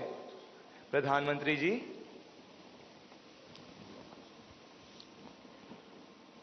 इसके कई जवाब हो सकते हैं। एक तो मुझे अच्छा लगा कि आपको पता है कि प्रधानमंत्री को कितना प्रेशर झेलना पड़ता है।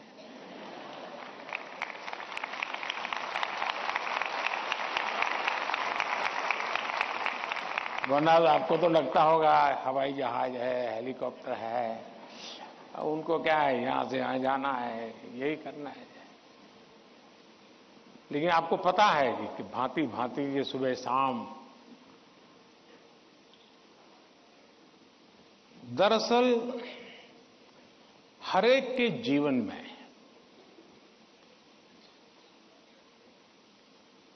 अपनी स्थिति से अतिरिक्त ऐसी बहुत सी चीजें होती हैं जिसको उसे मैनेज करना पड़ता है। जो उसने सोचा नहीं वैसी चीजें व्यक्तिगत जीवन में भी आ जाती है, परिवार जीवन में आ जाती है, और फिर उसे भी संभालना पड़ता है। अब एक नेचर ऐसा होता है कि भाई बहुत बड़ी आंधी आई है, चलो कुछ पल बैठ जाए, निकल जाने दो। कुछ संकट आया है, नीची मुंडी करो यार, समय जाएगा। शायद ऐसे लोग जीवन में कुछ अचीव नहीं कर सकते। मेरी प्रकृति है और जो मुझे काफी उपकारक लगी है, मैं हर चुनौती को चुनौती देता हूं।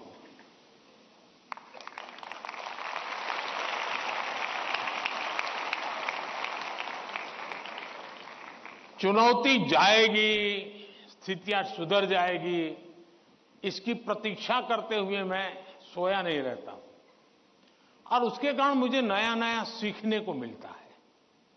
हर परिस्थिति को हैंडल करने का नया तरीका, नए प्रयोग, नई स्ट्रेटजी, ये इवॉल्व करने का सहज मेरी विधा, मेरा अपना विकास होता जाता है। दूसरा, मेरे भीतर एक बहुत बड़ा कॉन्फिडेंस है। मैं हमेशा मानता हूं कि कुछ भी है, 140 करोड़ देशवासी मेरे साथ हैं।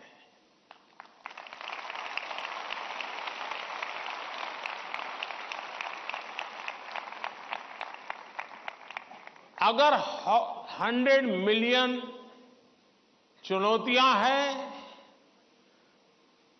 तो बिलियंस ऑफ बिलियन समाधान भी है। मुझे कभी नहीं लगता है कि मैं अकेला हूं। मुझे कभी नहीं लगता है कि मुझे करना है। मुझे हमेशा पता होता है मेरा देश सामर्थ्यवान है, मेरे देश के लोग सामर्थ्यवान है, मेरे देश के लोगों का मस्तिष्क सामर्थ्यवान है। हम हर चुनौती को पार कर जाएंगे। ये मूलभूत मेरे भीतर मेरा सोचने का पिंड है, और इसके कारण मुझे कभी नहीं लगता यार मुझ पर आया क्या करूंगा। मुझे लगता है नहीं, 140 करोड़ लोग हैं, संभल जाएंगे, ठीक है, आगे मुझे रहना पड़ेगा, और गलत हुआ तो गाली मुझे खानी पड़ेगी। लेकिन मेरे देश का सामर्थ्य, और इसलिए मैं अपनी शक्ति देश के सामर्थ्य को बढ़ाने में लगा रहा हूं। और जितना ज्यादा मैं मेरे देशवासियों का सामर्थ्य बढ़ाता जाऊंगा, चुनौतियों को चुनौती देने की ताकत हमारी और बढ़ती जाएगी।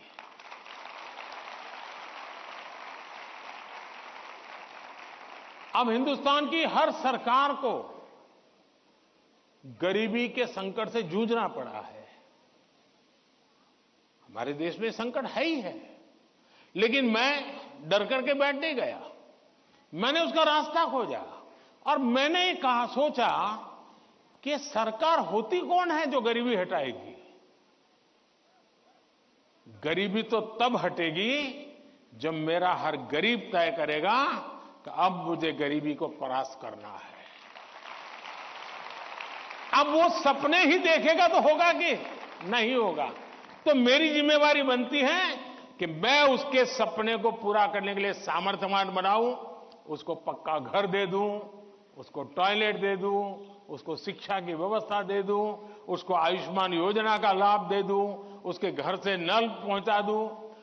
अगर मैं ये चीजों से जिसको रोजमर्रा की जिंदगी से उसको जूझना पड़ता है, अगर मैं उससे उसको मुक्ति दिला देता हूं, उसको एम्पावर करता जाता हूं, तो वो भी मानेगा अब गरीबी गई, अब मैं इसको मारूंगा। और आप देखिए, इस मेरे 10 साल के कार्यकाल में देश में 25 करोड़ लोग गरीबी से बाहर आए हैं। अब यही चीज और लोग भी तो जैसे बिताया, मैं भी बिता देता। और इसलिए मेरी कोशिश रहती है कि हम देश की शक्ति पर, देश के संसाधनों पर भरोसा करें। जब हम इन सारी चीजों को देखते हैं तो कभी हम अपने आप को अकेला महसूस नहीं करते। जी मैं क्या करूं, मैं कैसे करूं, अरे मैं तो एक चाय बेचने वाला इंसान, क्या करूंगा, ऐसे नहीं सोच सकता हूं। जी मुझे पूरा भरोसा होना चाहिए। और इसलिए पहली बात है कि आप जिनके लिए कर रहे हैं उन पर आपका अपार भरोसा।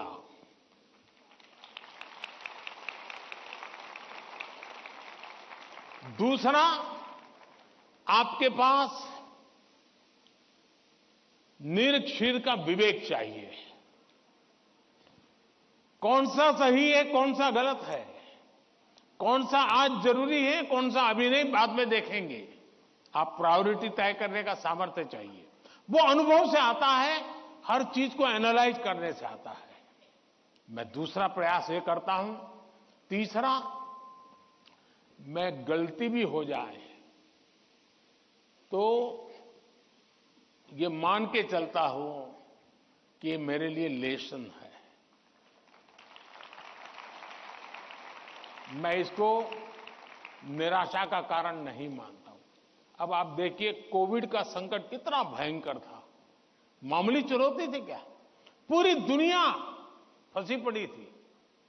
अब मेरे लिए भी था कि क्या करो भाई, मैं कह दूं अब क्या करे, तो भाई वैश्विक बीमारी है, दुनिया भर में ऐसा ही है, सब अपना अपना संभाल लो। मैंने ऐसा नहीं किया।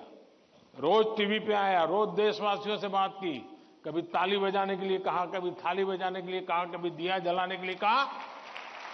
वो एक्ट कोरोना को खत्म नहीं करता है, लेकिन वो एक्ट कोरोना के खिलाफ लड़ाई लड़ने की एक सामूहिक शक्ति को जन्म देता है। सामूहिक शक्ति को उभारना। अब देखिए, पहले भी खेल के मैदान में हमारे लोग जाते थे, कभी कोई जीत के आता था, कोई जीत के नहीं आता था। जाने वाले को पूछता नहीं था, आने वाले को पूछता नहीं था। मैंने कहा भले 3 मेडल के जीतते आएंगे, लेकिन मैं उसके ढोल पीटूंगा। तो धीरे धीरे करके 107 मेडल लाने का सामर्थ्य उन्हीं बच्चों में से निकला। सामर्थ्य तो था। सही दिशा, सही रणनीति, सही नेतृत्व परिणाम लाता है। जिसके पास सामर्थ्य है उसका सही उपयोग करना चाहिए। और मेरा तो गवर्नेंस का एक सिद्धांत रहा है कि अच्छी सरकार चलाने के लिए, इन समस्याओं के समाधान के लिए भी आपको नीचे से ऊपर की तरफ सही जानकारी आनी चाहिए, परफेक्ट इंफॉर्मेशन आनी चाहिए, और ऊपर से नीचे की तरफ परफेक्ट गाइडेंस जाना चाहिए। अगर ये 2 वे चैनल परफेक्ट रही, उसका कम्युनिकेशन, उसकी व्यवस्थाएं, उसके प्रोटोकॉल उसको ठीक से किया, तो आप चीजों को संभाल सकते हैं। कोरोना एक बहुत बड़ा उदाहरण है। और इसलिए मैं मानता हूं कि हम निराश होने का कोई कारण ही नहीं होता है जीवन में। और अगर एक बार मन में तय कर लिया कि निराश होना ही नहीं है, तो फिर सिवाय पॉजिटिविटी कुछ आता ही नहीं है। और मेरे यहां निराशा के सारे दरवाजे बंद हैं। कोई कोना भी, एक छोटी खिड़की भी मैंने खुली नहीं रखी है कि निराशा वहां से घुस जाए। और आपने कभी देखा होगा, मैं रोता बैठता नहीं हूं जी। पता नहीं क्या होगा, वो हमारे साथ आएगा कि नहीं आएगा, वो हमसे भिड़ जाएगा क्या। अरे होता रहता है जी। हम किस चीज के लिए हैं? और इसलिए मैं मानता हूं कि जीवन में आत्मविश्वास से भरे हुए और अपने लक्ष्य के विषय में। और दूसरी बात है, जब कोई निजी स्वार्थ नहीं होता है, खुद के लिए कुछ करना तय होता है, तो निर्णयों में कभी भी दुविधा पैदा नहीं होती है। और वो एक बहुत बड़ी अमानत मेरे पास है। मेरा क्या, मुझे क्या, इससे मेरा कोई लेना देना नहीं है। सिर्फ और सिर्फ देश के लिए करना और आपके लिए करना, ताकि आपके माता पिता को जिन मुसीबतों से गुजरना पड़ा, मैं नहीं चाहता हूं कि उन मुसीबतों से आपको गुजरना पड़े।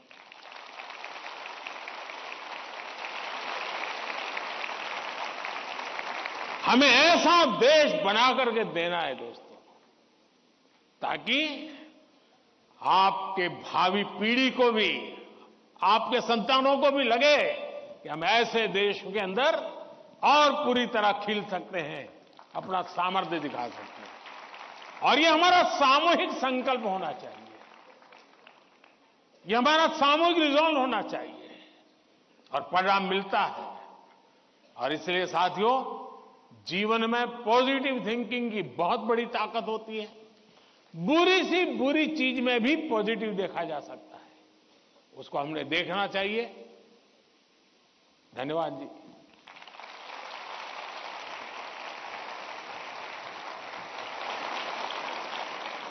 पीएम सर, आपने अत्यंत सरलता और सरसता से हमारे सभी प्रश्नों का समाधान कर दिया। हम, हमारे अभिभावक और शिक्षक सदा आपके कृतज्ञ रहेंगे। हम सदा एग्जाम वॉरियर रहेंगे, वरियर नहीं। धन्यवाद माननीय प्रधानमंत्री जी। हो गए सारे सवाल? कुछ परिंदे उड़ रहे हैं आंधियों के सामने, कुछ परिंदे उड़ रहे हैं आंधियों के सामने, उनमें ताकत है सही और हौसला होगा जरूर। इस तरह नित बढ़ते रहे तो देखना तुम एक दिन, तय समंदर तक कम फासला होगा जरूर, तय समंदर तक कम फासला होगा जरूर। आप लोगों ने देखा होगा कि ये बच्चे भी जिस प्रकार से एंकरिंग कर रहे हैं, आप भी अपनी स्कूल कॉलेज में सब कर सकते हैं, तो उनसे जरूर सीखिएगा।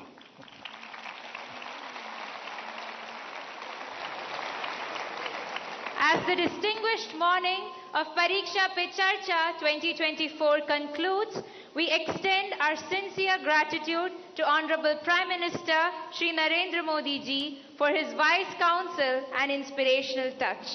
Today, Prime Minister Sir has exemplified the attributes of teaching as identified in the book Nannol. His suggestions have resonated and ignited the spirits of myriad of students, teachers and parents across our nation. Thank you once again, PM Sir. चलिए साथियों, आप सबका भी बहुत बहुत धन्यवाद और मैं आशा करता हूं कि आप इसी उमंग उत्साह के साथ आपके परिवार को भी विश्वास देंगे, खुद भी आत्मविश्वास से भरे हुए और अच्छे परिणाम और जीवन में जो चाहा है उसके लिए जीने की आदत बनेगी और आप जो चाहते हैं वो परिणाम आपको प्राप्त होगा। मेरी आप सबको बहुत बहुत शुभकामनाएं हैं। धन्यवाद। आइए।